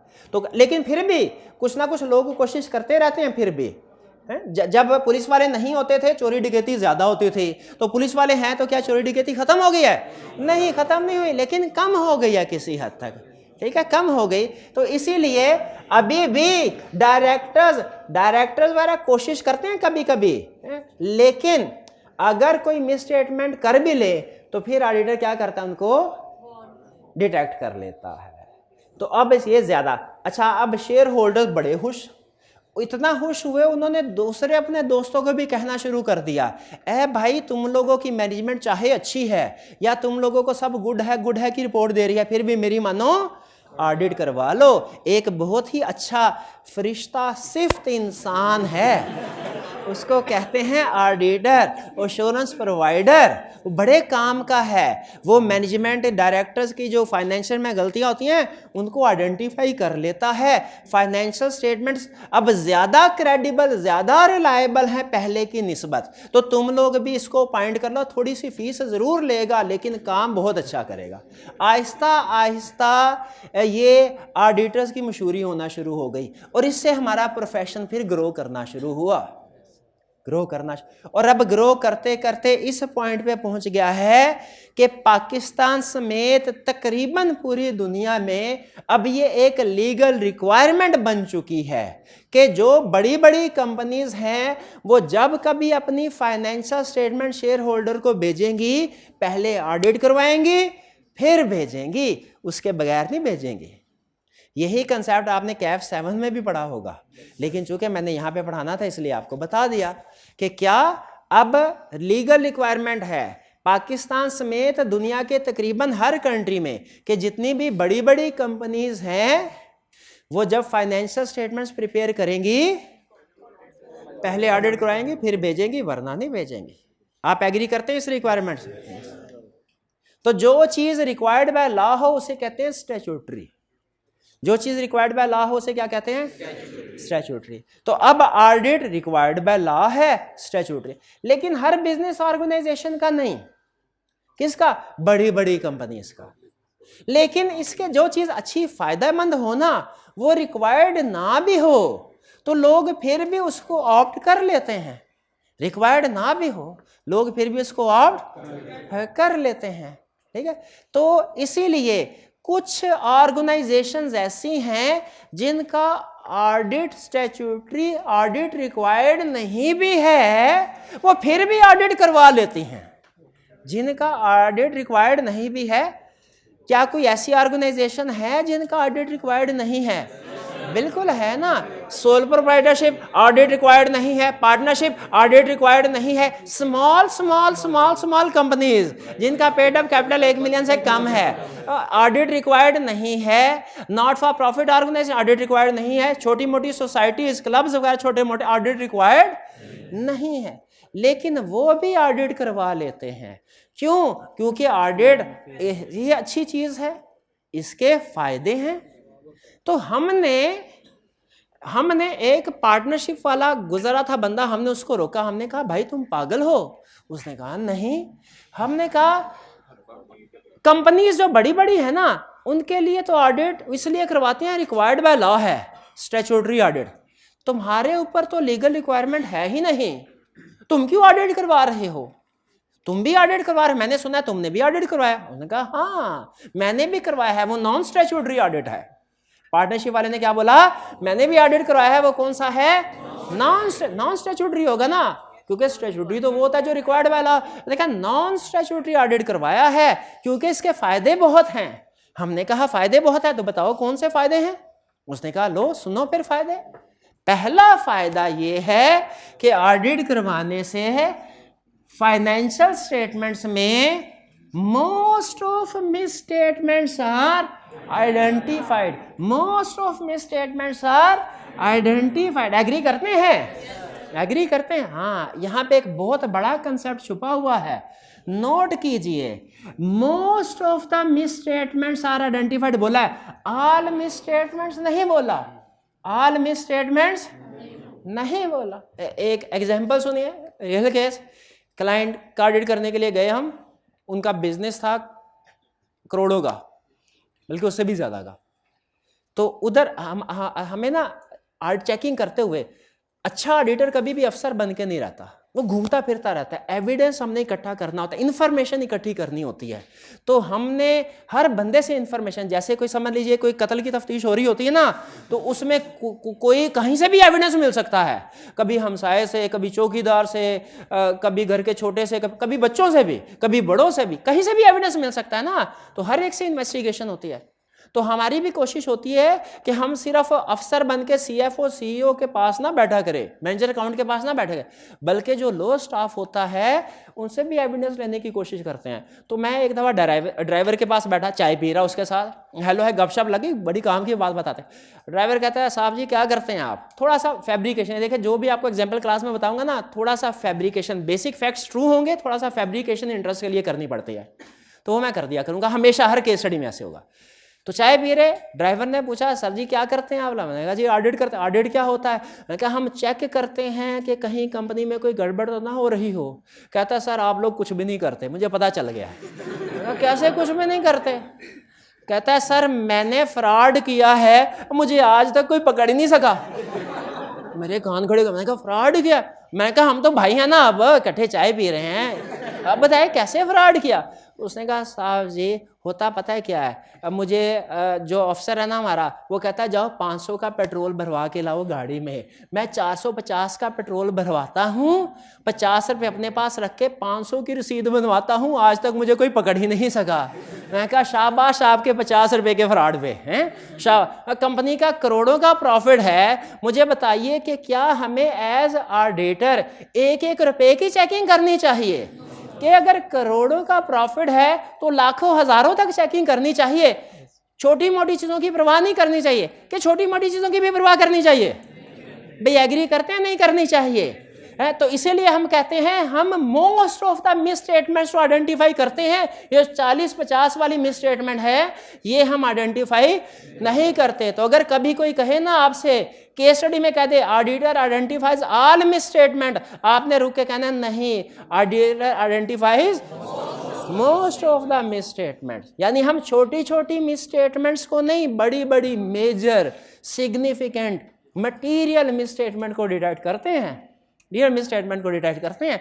वो एक मूवी देख रहा है, इंडियन मूवी, उसमें विलन बैठे थे, विलन की ना बोर्ड मीटिंग हो रही थी, वो तो हिस्सा बांटा जा रहा था, तो उसमें कोई हीरो भी था, विलन भी था, वो ग्रुप बना हुआ था उनका। तो एक फैक्ट्री, वो एक थी हीरो के बचपन में ना जो विलन था, उसमें 2-3 विलन थे। जो सबसे बड़ा विलन था वो डिस्ट्रीब्यूशन कर रहा था, और डिस्ट्रीब्यूशन होनी थी एक साइड पे हीरो और एक साइड पे नंबर 2 विलन।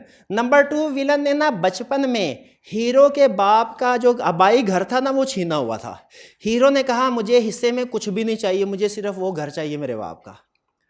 अब वो जो दूसरा विलन था वो कहने लगा नहीं मैं नहीं दूंगा। तो जो बड़ा हीरो था ना उसने एक डायलॉग बोला, डायलॉग जरा गौर से सुनिएगा, बताइएगा एग्री करते हैं कि नहीं आप उससे। उसने क्या बोला, बड़े वाले विलन ने, जो 2 नंबर वाला विलन था उसको क्या बोला, घर दे दो इसको, हीरो को घर दे दो। क्योंकि हीरो का कारोबार करने वाले लकड़ी के डब्बों की परवाह नहीं करते। हीरो का कारोबार करने वाले लकड़ी के डब्बों की परवाह नहीं, क्या करते हैं? नहीं करते। तो मुझे ये बताइए, हम ऑडिटर हैं, हम हीरो का कारोबार करते हैं कि कोयलों का? हीरो का कारोबार कर। क्या हमें लकड़ी के डब्बों की परवाह करनी चाहिए? भाई ये करोड़ों की मिस स्टेटमेंट है, ये लाखों की मिस स्टेटमेंट है, हमें इधर फोकस करना है कि ये हजारों की, ये सैकड़ों की मिस स्टेटमेंट है, इधर फोकस करना है? करोड़ों के। तो अगर हजारों सैकड़ों की रह जाए तो कोई परेशान होने की बात नहीं है, हमें वो इजाज़त देते हैं। ये जो करोड़ों की लाखों की मिस स्टेटमेंट होती है ना, इन्हें हम कहते हैं मटीरियल मिस स्टेटमेंट। क्या कहते हैं? Material miss statement. तो आप बोलेंगे auditor identifies most of the miss statement, या बोलेंगे auditor identifies material misstatement. और ये जो सैकड़ों की हजारों की मिस स्टेटमेंट है, इसे कहते हैं इममटीरियल मिस स्टेटमेंट। इममटीरियल क्या बोलते हैं? आप कहेंगे auditor is not responsible to detect immaterial misstatement. और इसका फार्मूला भी बता दूं अगर आप कहें तो? नहीं कहते तो रहने देते हैं। किसका फार्मूला? मटीरियल का। इसका formula 5% of profit. 5% of profit यानी अगर आप क्या एक कंपनी का ऑडिट करने के लिए गए, उसका प्रॉफिट है 1 करोड़, उसका मटीरियलिटी लेवल क्या होगा? 5% ऑफ 1 करोड़ कैलकुलेट किया 5 लाख आया। इसका मतलब है अगर इस कंपनी में 7 लाख की मिसस्टेटमेंट होगी तो मटेरियल है, हमने उसकी तरफ भागना है। और अगर 3 लाख की मिसस्टेटमेंट होगी, इमटेरियल है, उसकी तरफ नहीं भागना, वो लकड़ी है उसको छोड़ दे, ठीक है, उसकी तरफ नहीं भाग। भाई मटेरियल और इमटेरियल समझ आ गया? तो देखें इस कंसेप्ट में most of the misstatements are identified. अब आपसे पूछ रहा हूं बताइए कौन सी मिसस्टेटमेंट नॉट आइडेंटिफाइड? इमटेरियल। छोटी छोटी मिसस्टेटमेंट्स हम आइडेंटिफाई नहीं करते, बड़ी बड़ी करते हैं। 40-50 का कोई पेट्रोल का फ्रॉड, कोई और फ्रॉड कर भी रहा है, 40-50 है भाई, हम 40-50 लाख के बारे में सोच रहे हैं, तुम 40-50 रुपए का सोच रहे हो। मैंने कहा ठीक है भाई आप बहुत शातिर है, मैंने कहा बहुत शातिर है आप, शाबाश शाबाश, कोई नहीं पकड़ सकेगा सारी जिंदगी, करते रहे फ्रॉड। फिर इसके बाद भाई ये फायदा एग्री करते हैं। दूसरा फायदा, असिस्ट इन सेल और परचेज ऑफ बिजनेस। जब बिजनेस की सेल और परचेज होती है ना, उसमें भी असिस्टेंस मिलती है, असिस्टेंस मिलती है, फायदा होता है? क्योंकि किसी भी बंदे ने जब कोई बिजनेस खरीदना होता है ना, तो आपने बिजनेस बेचना है, उसने खरीदना है, आप अपनी फाइनेंशियल स्टेटमेंट्स उसके सामने लेके जाएंगे, सर ये 100 मिलियन के एसेट्स हैं, 100 मिलियन रुपए दे दें, वो दे देगा? कहेगा मैं इंडिपेंडेंट पर्सन से पहले इसकी वैल्यू तो लगवा लूं कि सही है कि नहीं। और वो इंडिपेंडेंट पर्सन कौन होगा? वो चेक करेगा फाइनेंशियल स्टेटमेंट में ट्रू एसेट्स की वैल्यू क्या है, ट्रू लायबिलिटीज की वैल्यू क्या है। तो ये सेल और परचेज जब तक नहीं होती, जब तक के ऑडिटर चेक नहीं कर लेता फाइनेंशियल स्टेटमेंट्स को और ये रिपोर्ट नहीं दे देता कि फाइनेंशियल स्टेटमेंट ठीक है। अगर रिपोर्ट आ जाए फिर इसका मतलब है बायर की तसल्ली हो जाती है, एसेट्स की अमाउंट भी ठीक है, लायबिलिटीज की अमाउंट भी ठीक है, अब वो खुशी खुशी पैसे दे देता है। 2006 में पाकिस्तान को पैसों की जरूरत थी मुशर्रफ दौर में, तो पीटीसीएल के 26% शेयर बेचे थे इत्सलात कंपनी को। आपका क्या हाल है? वो जो अबू धाबी ग्रुप था उसने आके उसने कहा हाँ गवर्नमेंट ऑफ पाकिस्तान से, हाँ बोले कितने पैसे चाहिए, ये ले पैसे, ऐसे किया होगा? गवर्नमेंट ऑफ पाकिस्तान ने तो जो पैसे में उसने कहा नहीं नहीं नहीं पहले ऑडिट करवाएं, पहले पीटीसीएल का ऑडिट करवाएं, फिर उसके बाद ऑडिटेड फाइनेंशियल स्टेटमेंट की बेस पे आपको पैसे मिलेंगे। एबीएल के शेयर बेचे तब भी ऑडिट हुआ, ठीक है। अब वो जो चाइना का आजकल डील चल रही है, शिंगाई इलेक्ट्रिक के इलेक्ट्रिक के शेयर्स बाय कर रहा है 66% के लगभग, शायद उसका भी ऑडिट हुआ है, ऑडिट हुआ है शायद उसका भी, यहाँ हो रहा है। तो उसके भी ऑडिटेड फाइनेंशियल स्टेटमेंट सामने आएंगी, फिर पता चलेगा शेयर प्राइस क्या है, फिर डील होगी, उसके बगैर याद रखे डील नहीं होती। तो ये audit sale and purchase of business में भी हेल्पफुल होता है। ऑडिट रिपोर्ट के बगैर सही वैल्यू पता चल ही नहीं सकती। Assist in grant of loan, loan में भी हेल्पफुल होता है लेने में। बैंक के पास लोन लेने के लिए चले जाएं, अगर तो आप अपनी पर्सनल कैपेसिटी में लोन ले रहे हैं ना, जाती मकसद के लिए, बैंक का आओ भाई घर गिरवी रखवाओ, ज्वेलरी गिरवी रखवाओ, लोन ले जाओ। लेकिन अगर आप अपने बिजनेस के लिए लोन ले रहे हैं, याद रखिए बिजनेस के लिए एक प्री कंडीशन होती है, प्री कंडीशन।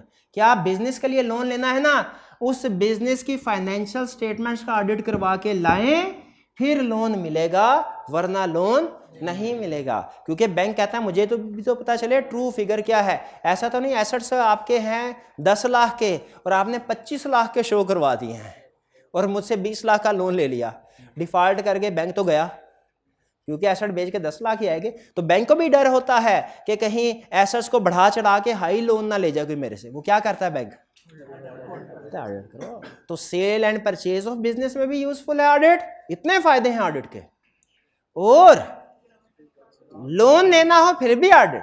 अब देखें रिक्वायर्ड बाय लॉ नहीं है, लेकिन बैंक ने कह दिया अगर कि भाई लोन तब दूंगा जब ऑडिट करवा के लाओगे, तो ऑडिट करवाएंगे कि नहीं करवाएंगे?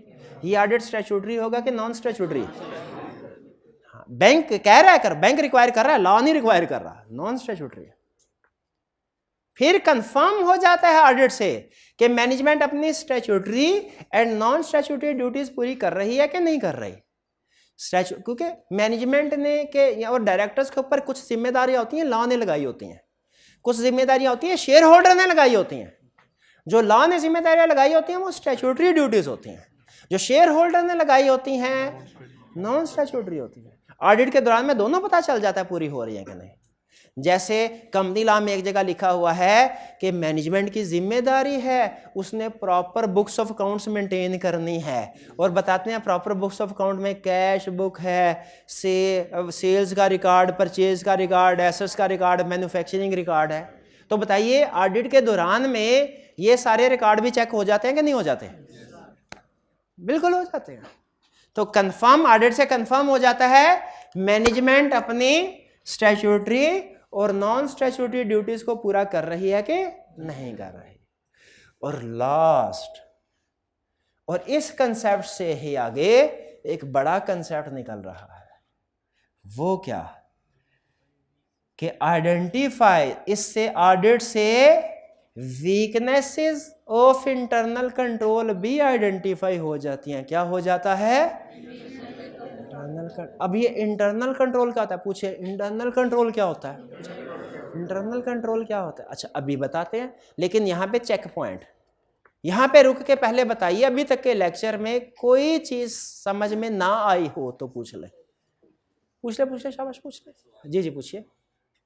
अभी तक हमने क्या सीखा? मैं जरा क्विक रिकैप कर लूं ताकि अहम चीजें आपको पता चल जाए। हमने अभी तक ये सीखा कि शेयर होल्डर्स अलग चीज हैं, डायरेक्टर्स अलग चीज हैं, दोनों में एक कन्फ्लिक्ट आता है। शेयर होल्डर्स चाहते हैं ट्रू एंड फेयर व्यू मिले, डायरेक्टर्स चाहते हैं बेस्ट व्यू प्रेजेंट हो।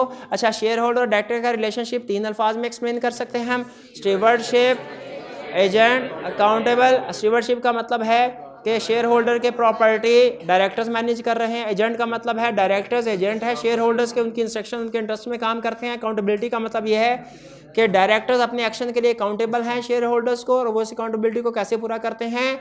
साल के एंड पे फाइनेंशियल स्टेटमेंट प्रिपेयर करके। ठीक है, अगर फाइनेंशियल स्टेटमेंट डायरेक्टली डायरेक्टर से शेयर होल्डर के पास पहुंचे लेस रिलायबल हैं, अगर वो ऑडिट होने के बाद पहुंचे तो वो मोर रिलायबल हैं। एक ऑडिट में 3 पार्टीज होती हैं, शेयर होल्डर्स, डायरेक्टर्स और ऑडिटर। डायरेक्टर्स की रिस्पॉन्सिबिलिटी है फाइनेंशियल स्टेटमेंट प्रिपेयर करना, ऑडिटर की रिस्पॉन्सिबिलिटी है फाइनेंशियल स्टेटमेंट्स को वेरीफाई करना। फाइनेंशियल स्टेटमेंट्स को वेरीफाई करने के बाद ऑडिटर अपनी रिपोर्ट देता है शेयर होल्डर्स को। अगर तो फाइनेंशियल स्टेटमेंट ठीक हैं तो रिपोर्ट होगी अनमोडिफाइड, अगर फाइनेंशियल स्टेटमेंट में कोई गड़बड़ है रिपोर्ट होगी मॉडिफाइड। ठीक है, आहिस्ता आहिस्ता इस प्रैक्टिस के इतने ज़्यादा लोगों ने इसको अप्रिशिएट किया कि ये लीगल रिक्वायरमेंट बन गई कि बड़ी कंपनीज जब कभी फाइनेंशियल स्टेटमेंट शेयर होल्डर को भेजेंगी पहले ऑडिट करवाएंगी, इसे स्टैट्यूटरी ऑडिट कहते हैं। लेकिन चूंकि इसके बेनिफिट्स ज़्यादा हैं ऑडिट के, तो कुछ ऑर्गेनाइजेशन, छोटी छोटी ऑर्गेनाइजेशन ऐसी है जिनके लिए स्टैट्यूटरी ऑडिट रिक्वायर्ड नहीं भी है, वो स्टिल इसके बेनिफिट्स को सामने रखते हुए ऑडिट करवाती हैं। और वो बेनिफिट्स कौन से होते हैं? सेल एंड परचेज में हेल्प होती है, और लोन लेने में हेल्प, और सबसे most of the misstatements are identified. Most of the मतलब material misstatements are identified, और मटीरियल का फार्मूला क्या है? 5% ऑफ प्रॉफिट। ठीक है, फिर इसके अलावा ये भी पता चल जाता है कि मैनेजमेंट अपनी ड्यूटी सही तरीके से पूरी कर रही है कि नहीं कर रही।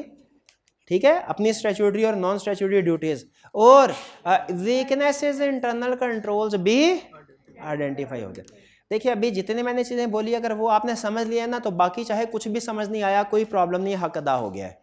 लेकिन फिर भी कोई सवाल पूछना हो तो पूछ लें। जी मेरे भाई पूछिए। क्या लॉस मेकिंग फाइनेंशियल स्टेटमेंट्स होती हैं लॉस वाली, उनका भी ऑडिट? यस, उनका भी ऑडिट होता है कि देखना होता है कहीं ऐसा तो नहीं कि 10 मिलियन लॉस शो करवाया असल में 100 मिलियन हो, उनका भी ऑडिट होता है। हाँ, उनका परसेंटेज कैसे कैलकुलेट करेंगे? शाबाश, सारा कुछ आज के लेक्चर में थोड़ी बता देना है, सारा कुछ आज के लेक्चर में थोड़ी बता देना, ये तो बाद में बड़ी बात जाके बताऊंगा। फिलहाल आपने क्या फार्मूला रखना है मटीरियलिटी का? 5% ऑफ प्रॉफिट, 5% ऑफ प्रॉफिट। अच्छा, अब जो अगला कंसेप्ट है ये एडिशनल कंसेप्ट है, इसमें कुछ भी नहीं, आप लर्निंग ऑब्जेक्टिव 1 पढ़ के देख लें, आज यही पढ़ाना था पढ़ा दिया। ये सिर्फ बोनस कंसेप्ट है आपके लिए। ये हमारे ऑडिट में कुछ टर्म्स बार बार आएंगी, जैसे ये जो स्ट्रक्चर समझाया ना आपको मैंने, स्ट्रक्चर ये सारा ये भी रिक्वायर्ड नहीं था, लेकिन मुझे अंदाजा है आगे चल के केस स्टडी में यूज होता है, समझा दिया तो अच्छा है। अब ये भी स्ट्रक्चर, ठीक है, ये हमारे ऑडिट में बार बार यूज होगा। इसको आपने सिर्फ समझना है, इसकी कोई चीज याद नहीं करनी, कोई चीज याद नहीं करनी, इसको सिर्फ समझना है। स्टार्ट करूं? 10 से 15 मिनट में निमट जाएगा, 10 से 15 मिनट में निमट जाएगा। सुन, काउंटिंग सिस्टम। अच्छा, ये एक्सप्लेन मैं क्या कर रहा हूं, एक लफ्ज इंटरनल कंट्रोल को एक्सप्लेन करना है। इस एक लफ्ज को एक्सप्लेन करने के लिए सारी डायग्राम बनाई। इस एक लफ्ज को जान छुड़ाना चाहूँ ना तो मैं बता सकता हूँ एक, क्या बड़ा आसान। इंटरनल कंट्रोल क्या है भाई? मैनेजमेंट ने फाइनेंशियल स्टेटमेंट्स प्रिपेयर करने के लिए जो प्रोसेस अडॉप्ट किया होता है, इम्प्लीमेंट किया होता है, जो पॉलिसीज बनाई होती हैं, जो प्रोसीजर बनाए होते हैं, उन्हें इंटरनल कंट्रोल कहते हैं। यानी मैनेजमेंट का इंटरनल सिस्टम, मैनेजमेंट के इंटरनल सिस्टम को कि मैनेजमेंट किस तरीके से काम करती है, किस तरीके से फाइनेंशियल स्टेटमेंट्स बनाती है, उसे इंटरनल कंट्रोल कहते हैं। ये 1 मिनट में निमट गया, लेकिन इसका हक अदा नहीं हुआ। ठीक है, अब मैं कोशिश करूंगा इसका हक अदा करूं इस टर्म को समझाने में। पूरी तवज्जो, याद एक लफ्ज भी नहीं करना, एक लफ्ज भी याद ना हो कोई प्रॉब्लम नहीं है, समझना है।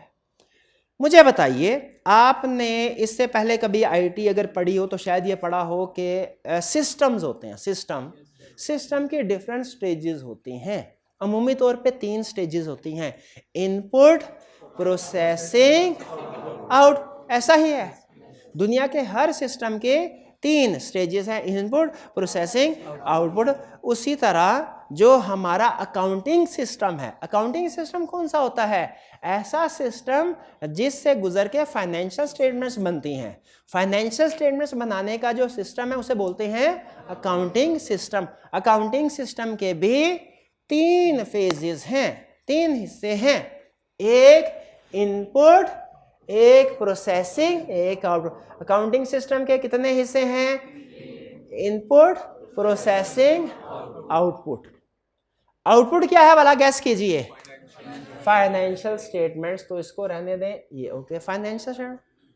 इनपुट क्या है भाई? वो ट्रांजैक्शंस। कौन सी ट्रांजैक्शन? सेल्स की ट्रांजैक्शन, परचेज की ट्रांजैक्शन, एक्सपेंस की ट्रांजैक्शन, कैश की ट्रांजैक्शन, बैंक की ट्रांजैक्शन, पेरोल की ट्रांजैक्शन। ठीक है, ये सारी ट्रांजैक्शन, ये भाई ये सारी ट्रांजैक्शन, ये इनपुट है। ट्रांजैक्शन इधर रिकॉर्ड की, फौरन उधर फाइनेंशियल स्टेटमेंट बन जाती है कि दरमियान में कुछ प्रोसेसिंग होती है। वो ट्रांजैक्शन जर्नल से लेजर में, जर्नल में रिकॉर्ड होती है, जर्नल से लेजर में होती है, लेजर से ट्रायल बैलेंस में होती है, ट्रायल बैलेंस से इनकम स्टेटमेंट, बैलेंस शीट में। दरमियान में कहीं पे भी एक आधी चीज ऊंची नीची हो जाए ना तो फाइनेंशियल स्टेटमेंट्स में गड़बड़ हो सकती है।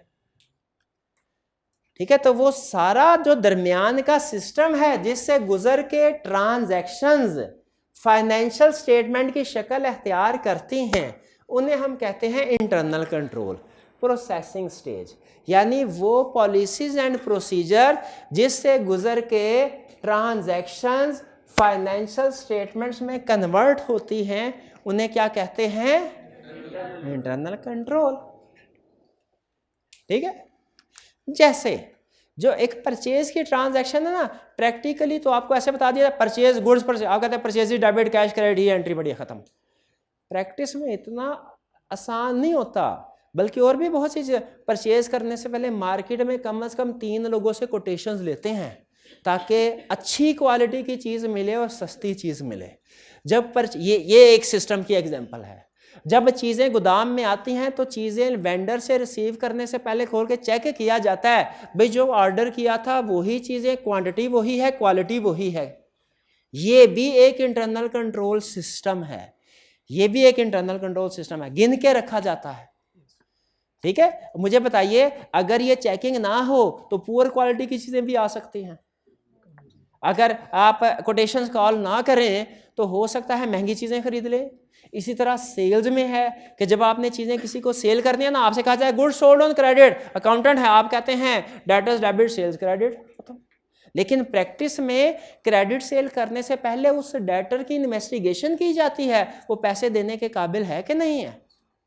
अगर ये इन्वेस्टिगेशन किए बगैर आप उसको क्रेडिट सेल कर दें, कल को चांस है, रिस्क है। क्या रिस्क है? बैड डेट हो जाएगा। चीज़ें चेक किए बगैर वसूल कर लें परचेज में, रिस्क है पुअर क्वालिटी की चीज़ें आ जाएंगी। रिस्क कन्फर्म नहीं हो सकता ईमानदार हो वो, लेकिन रिस्क है। भी एग्री करते हैं? तो इसीलिए याद रखिए कि जो ट्रांजैक्शंस होती है ना, आपको सिर्फ काउंटिंग में उनके फाइनेंशियल एलिमेंट्स के ऊपर फोकस करवाया जाता है। उनके अंदर जो डिटेल पॉलिसी एंड प्रोसीजर्स होते हैं वो नहीं आपको बताए जाते हैं मुहम्मी तौर पे, लेकिन प्रैक्टिस में वो भी चल रहे होते हैं। दो की एग्जांपल दे दी आपको, सेल्स की दे दी, परचेज की दे दी, ठीक है, इंटरनल कंट्रोल। और यहाँ एक और भी, अब अगर ईयर एंड के ऊपर फाइनेंशियल स्टेटमेंट्स बनानी है, उसमें क्लोजिंग स्टॉक होता है ना, आपको तो क्वेश्चन के अंदर नीचे दे दिया जाता है भैया क्लोजिंग स्टॉक की इतनी अमाउंट है, आप एडजस्टमेंट रिकॉर्ड कर लेते हैं, ऐसे होता है। प्रैक्टिस में क्लोजिंग स्टॉक की अमाउंट ऐसे नहीं आ जाती, पूरी टीम बनाई जाती है, वो स्टॉक काउंट करती है, एक एक चीज़ को गिनती है। उस टीम में अगर एफिशिएंट लोग ना हो तो वो स्टॉक को पूरा काउंट किए बगैर अंदाजे से बता देंगे सर इतना स्टॉक है, अंदाजे से कह देंगे सर पूरा है, पूरा सर वो चेक कर लिया पूरा है। तो इस अगर ये प्रोसीजर्स ठीक ना हो, इन ट्रांजैक्शन से रिलेटेड प्रोसीजर ठीक ना हो, क्या ये ट्रांजैक्शन सही होंगी या इनके गलत होने का रिस्क है? रिस्क है। आपको अभी तक सारी काउंटिंग में ट्रांजैक्शन से जान पहचान करवाई जाती है, उससे रिलेटेड जो प्रोसीजर्स होते हैं ना, उससे जान पहचान नहीं करवाई जाती। उन प्रोसीजर्स को कहते हैं इंटरनल कंट्रोल। और फिर अगर इंटरनल कंट्रोल से गुजर के फाइनेंशियल स्टेटमेंट्स बनती है। क्लियर नहीं? अच्छा चलिए, ये इनपुट यानी ट्रांजैक्शन हो गई, इंटरनल कंट्रोल हो गया, फाइनेंशियल स्टेटमेंट। जरा गौर से मुझे बताइएगा, कंसेप्चुअल क्वेश्चन आपसे पूछ रहा हूं, हमारी अल्टीमेट रिस्पॉन्सिबिलिटी क्या है? फाइनेंशियल स्टेटमेंट को वेरीफाई करना, ये अल्टीमेट रिस्पॉन्सिबिलिटी है। ऐसा ही है एज ऑडिटर, पक्की बात है। हम शेयर होल्डर्स को जो रिपोर्ट देते हैं उसमें क्या बताते हैं? अगले 5-7 मिनट बड़े अटेंटिव होके कंसेप्चुअल डिस्कशन है, 100% कंसेप्चुअल। फाइनेंशियल स्टेटमेंट जिम्मेदारी है, फाइनेंशियल स्टेटमेंट्स के बारे में ओपिनियन देते हैं ठीक है कि गलत है। तो मेरा ख्याल ये है कि जब हमारी एज ऑडिटर, हम ऑडिटर हैं, रिस्पॉन्सिबिलिटी अगर सिर्फ फाइनेंशियल स्टेटमेंट्स को चेक करना है, इसको तो हमें फोकस करना चाहिए, चेक करना चाहिए, इनको कंप्लीटली इग्नोर कर देना चाहिए। एंटिटी की ट्रांजैक्शन को कंप्लीटली इग्नोर कर देना चाहिए, इंटरनल कंट्रोल को कंप्लीटली इग्नोर कर देना चाहिए। एग्री करते हैं? नहीं, शाबाश। ये तो बिल्कुल ऐसी, अगर आप कहते हैं ना हाँ आप एग्री करते हैं, तो फिर अगला सवाल मैंने यही पूछना था कि फिर मैंने चूंकि ऑडिट की तैयारी करवानी है, तो अगर हमारे ऑडिट पे इनडायरेक्टली कोई अगर अकाउंटिंग या लॉ का कंसेप्ट अप्लाई हो रहा है, यूज़ हो रहा है, तो वो भी फिर मेरी जिम्मेदारी कोई नहीं, मुझे इग्नोर कर देना चाहिए। क्यों? मैंने तो ऑडिट का पेपर तैयार करवाना है। सही बात है, लेकिन इनडायरेक्टली दूसरे कंसेप्ट अगर इस सब्जेक्ट में यूज़ हो रहे हैं तो वो भी तो हमने कवर करने हैं कि नहीं करने? उसी तरीके से एज ऑडिटर प्रोफेशन में हमारी रिस्पॉन्सिबिलिटी फाइनेंशियल स्टेटमेंट्स को चेक करने की है, ठीक है गलत, लेकिन ये nature of entity, transactions of entity और internal control system indirectly financial statements को इफेक्ट करते हैं। इसलिए हम अपने ऑडिट में फोकस ये होता है, लेकिन इनको भी कवर करते हैं, इग्नोर नहीं करते।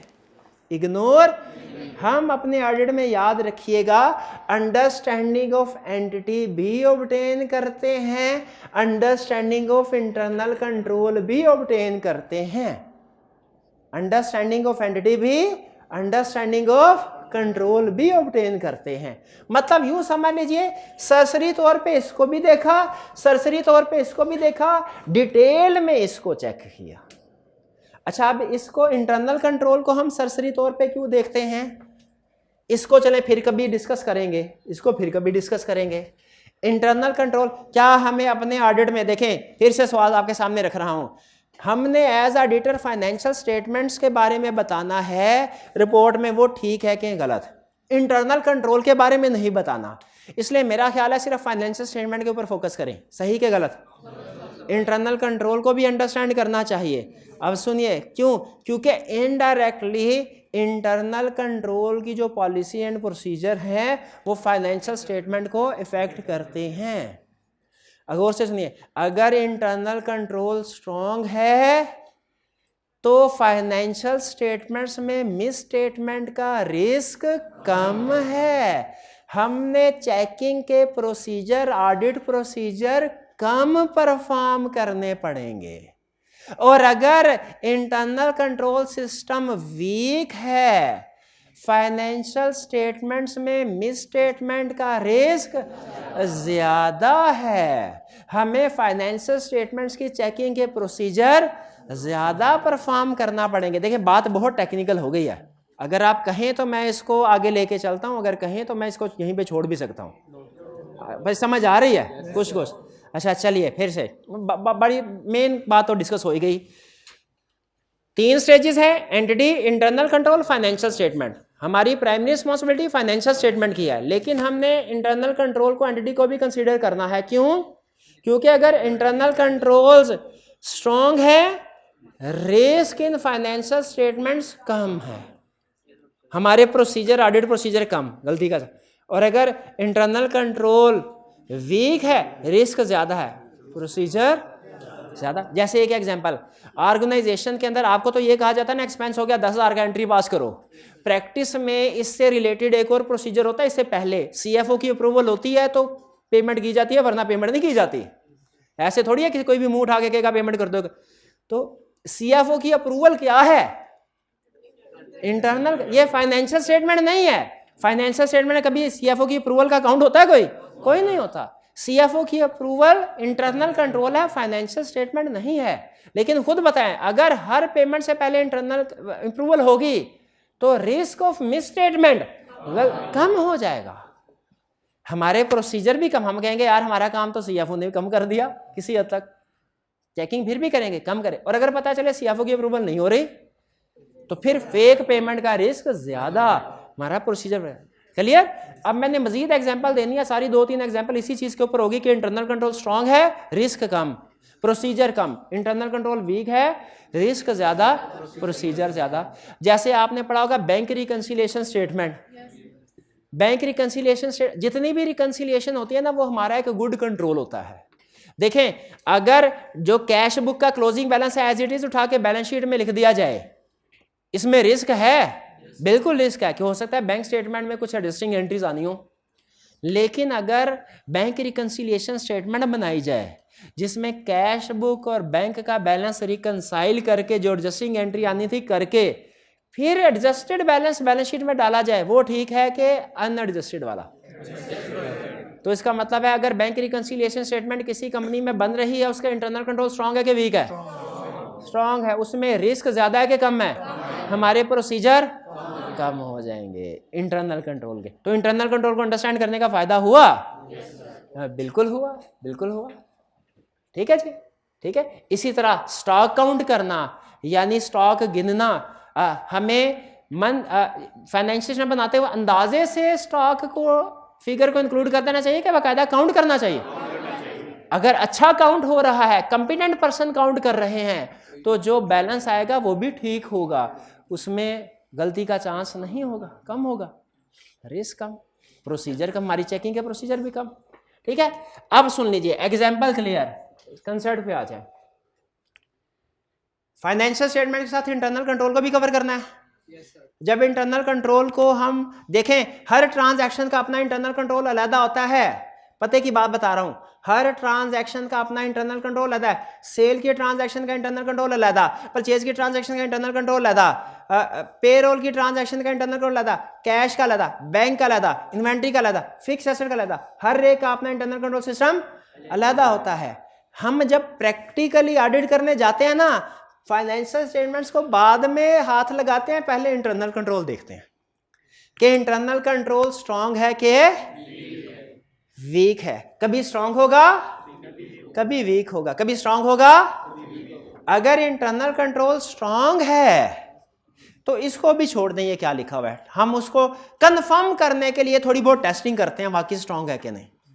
स्ट्रांग है तो हमारा रिस्क क्या होगा, कम होगा, और हमने जो procedures to verify financial statements है क्या हो जाएंगे, रिड्यूस हो जाएंगे, कम हो जाएंगे। ये असूल याद रखना है, और अगर इंटरनल कंट्रोल वीक होगा, वीक मतलब उसमें डेफिशिएंसीज होंगी, डेविएशन होंगी, तो फिर हमारा रिस्क क्या हो जाएगा? बढ़ जाएगा। हमारे प्रोसीजर्स क्या होंगे? बढ़ जाएंगे। अच्छा आप मुझे बताइए, फाइनेंशियल स्टेटमेंट्स पे गए, फाइनेंशियल स्टेटमेंट में मिस स्टेटमेंट मिली, स्टेप नंबर 1 में क्या करना है? मैनेजमेंट ने कहना है ठीक कर दो। ठीक कर दिया तो ऐसा हो जाएगा जैसे कभी थी नहीं। और अगर मैनेजमेंट ठीक नहीं करती, अपनी रिपोर्ट जो शेयर होल्डर्स को देनी है उसमें लिख देंगे मॉडिफाइड रिपोर्ट। शेयर किसको रिपोर्ट करना है? कैसे करना है? Audit report. अब अगर इंटरनल कंट्रोल में गड़बड़ हो, उसे हम क्या कहते हैं? Weakness in internal control. Financial statements में गड़बड़ हो, miss statement in financial statements. Internal control में गड़बड़ हो, वीकनेस इन इंटरनल कंट्रोल। बार बार लफ्ज़ इस्तेमाल होना है इसलिए एक दो दफा फिर से पूछ रहा हूं। फाइनेंशियल स्टेटमेंट्स और इंटरनल कंट्रोल में से हम अपने ऑडिट में किसको कंसीडर करते हैं, किसको इग्नोर करते हैं? दोनों को कंसीडर। बेहतरीन बेहतरीन, शाबाश, अच्छा लगा सुन के। दोनों को कंसीडर करते हैं। अगर फाइनेंशियल स्टेटमेंट में गड़बड़ हो उसे क्या कहते हैं? इंटरनल कंट्रोल में गड़बड़ हो उसे क्या कहते हैं? अगर miss statement in financial statement है, किसको बताना है? Share holder. कैसे बताना है? ऑडिट बोर्ड के जरिए। अगर वीकनेस इन इंटरनल कंट्रोल हो, किसको बताना है? मैनेजमेंट को। कैसे बताना है? रिटर्न फॉर्म में। उस रिटर्न फॉर्म को पता है क्या कहते हैं? Management letter. उसे क्या कहते हैं? Management letter. वही कुछ बात समझ आई? नहीं समझ? छोटी सी एक दो अगर आपके एग्जाम्पल। खत्म, बिल्कुल खत्म, 2 मिनट के अंदर ये एग्जाम्पल भी खत्म। एक स्टूडेंट आई कैप का पेपर तैयार कर रहा है, डेली क्लास में नहीं आता, होम असाइनमेंट रिटर्न नहीं करता, सिर्फ देख लेता है, छुट्टियां करता है, वीकली टेस्ट नहीं देता, कहता है सर जब पूरी तैयारी हो जाएगी फिर करूंगा। इसका इंटरनल कंट्रोल सिस्टम स्ट्रांग है कि वीक है? वीक है। बताइए रिस्क ऑफ फेलियर ज्यादा है कि कम है? अच्छा कंफर्म नहीं है। देखें रिस्क ऑफ मिस स्टेटमेंट में और मिस स्टेटमेंट में फर्क है। रिस्क ऑफ मिस स्टेटमेंट ज्यादा है, कंफर्म नहीं है। हो सकता है उस दिन उसने जो 2-4 टॉपिक तैयार करके गया, इत्तेफाक से उसी में से क्वेश्चन आ जाए, पास हो भी सकता है, लेकिन रिस्क ज्यादा है, रिस्क ज्यादा है। अच्छा मुझे बताइए, इसके जो शेयर होल्डर हैं, स्टेक होल्डर हैं, इसके वालिदैन, उनको किससे गर्ज है? इंटरनल कंट्रोल से के उस ऑडिट रिपोर्ट से जो आईकैप भेजेगा? ऑडिट रिपोर्ट से। वो है फाइनेंशियल स्टेटमेंट एक तरह से। तो इंटरनल कंट्रोल याद रखें, शेयर होल्डर जो है ना, शेयर होल्डर, उन्हें वीकनेस इन इंटरनल कंट्रोल से गर्ज। वो कहता है हमारे इंटरनल कंट्रोल से लेना देने नहीं है, हमें तो फाइनेंशियल स्टेटमेंट चाहिए। इंटरनल कंट्रोल तो मैनेजमेंट ने, डायरेक्टर ने बनाया हुआ है, ये इसमें कोई गड़बड़ है उसको बताओ, हमें थोड़ा ही बताओ। समझ रहे हैं? शेयर होल्डर्स के लिए क्या जरूरी है? Financial statement. मैनेजमेंट के लिए इंटरनल। हम चूंकि दोनों को कवर कर रहे होते हैं, दोनों को बता देते। आखिरी सवाल, रियल एग्जाम्पल अगर कहें तो ऑडिट करने के लिए के मेरे जिम्मे एरिया टीम होती है ना, हर एक को एरिया एलोकेट होता है। मुझे एरिया एलोकेट हुआ इन्वेंट्री का, मैंने इन्वेंट्री की वेरिफिकेशन करनी थी। इन्वेंट्री की वेरिफिकेशन में एक प्रोसीजर होता है कि बैलेंस शीट में जितनी इन्वेंट्री लिखी हो ना, चेक करना होता है फिजिकली गोदाम में इतनी इन्वेंट्री पड़ी है कि नहीं। मैंने कहा गोदाम में इन्वेंट्री चेक करवाओ, उन्होंने कहा बिल्कुल ठीक है सर। उन्होंने कहा सर गाड़ी में बैठे, मैंने कहा गाड़ी में बैठ के किधर लेके जा रहे हो? गोदाम। कहा सर गोदाम थोड़ा दूर है, रूरल एरिया, वहाँ पर ज़मीन सस्ती मिलती है, तो इसीलिए हमने वहाँ पे गोदाम खरीद के ना वहाँ पे रखा हुआ है ताकि हमारा रेंट बच जाए, और वहाँ से मालगाड़ी करीब ही होती है, लोडिंग में भी आसानी होती है। हमने कहा चलो, वो गांव के करीब था, वहाँ पे ज़मीन सस्ते मिल जाते हैं। गए वहाँ पे देखा 6 फुट की दीवार थी, और देखा दरवाज़ा कुंडी लगी हुई थी, ताला नहीं था, कुंडी लगी हुई थी। कुंडी को खोला, उसने कहा जाए सर स्टॉक काउंट करें। अंदर गए, छत भी नहीं थी, छत भी नहीं थे। स्टॉक काउंट किया, स्टॉक पूरा था। स्टॉक क्या था? पूरा था। मैंने टिक शिक लगा के पूरा करके वापस आ गया। बताइए इस केस में क्या कोई, दो ही सवाल। नंबर 1, क्या कोई miss statement in financial statement है? क्यों नहीं है? स्टॉक पूरा है, जो बैलेंस शीट में लिखा है वही मौजूद है। दूसरा सवाल, क्या वीकनेस इन इंटरनल कंट्रोल है? है। वीकनेस क्या है भाई? हाँ, ताला नहीं लगा ऊपर छत है, चोरी हो सकती है। और ताला लगा भी दे, 6 फुट की दीवार है, वो कोई सीढ़ी लगा के जंप लगा के उधर उधर, और फिर कोई अगर ना भी जाए, हवा बारिश पानी, वो तो इन्वेंट्री ऑब्सोलीट हो सकती है, डैमेज हो सकती है। हमने कहा अब मिस स्टेटमेंट नहीं है, लेकिन रिस्क ऑफ मिस स्टेटमेंट है। अभी इन्वेंट्री चोरी नहीं हुई, लेकिन रिस्क हो सकती है। रिस्क ऑफ मिस स्टेटमेंट में मिस स्टेटमेंट में फर्क है। तो मुझे बताइए, हमने इसे ऑडिट रिपोर्ट में लिखा होगा या मैनेजमेंट लेटर में?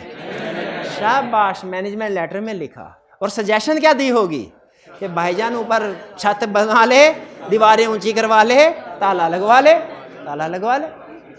ठीक है जी। तो ये था हमारा, अब समझ आए इंटरनल कंट्रोल में और मिस। देखिए शुरू है ना, शुरू तो चीज़ें थोड़ी सी आपको शायद मुश्किल लगेगी। आपने घर जाके क्या करना है, लर्निंग ऑब्जेक्टिव 1 पढ़ लेना है। ठीक है, तसल्ली से पढ़ लेना। अगर उसमें सारी चीज़ें समझ आ गई ना तो बेहतर, 80% भी समझ आ गई तो बेहतरीन। ठीक है, इसके अलावा हम दूसरी कुछ चीज़ें आपके लिए तैयार कर रहे हैं। कल क्लास के स्टार्ट में ना हम आपका एक क्विज कंडक्ट करवाएंगे, जिससे पता चलेगा कि कौन बच्चा तैयारी करके पढ़ के आया है और कौन नहीं। ठीक है जी, होम असाइनमेंट भी आपको मिल गई है। चलिए, कोई क्वेश्चन पूछना चाहते हो पूछ ले। नहीं, आज का लेक्चर यहाँ ख़त्म करते हैं हम। अल्लाह हाफिज़।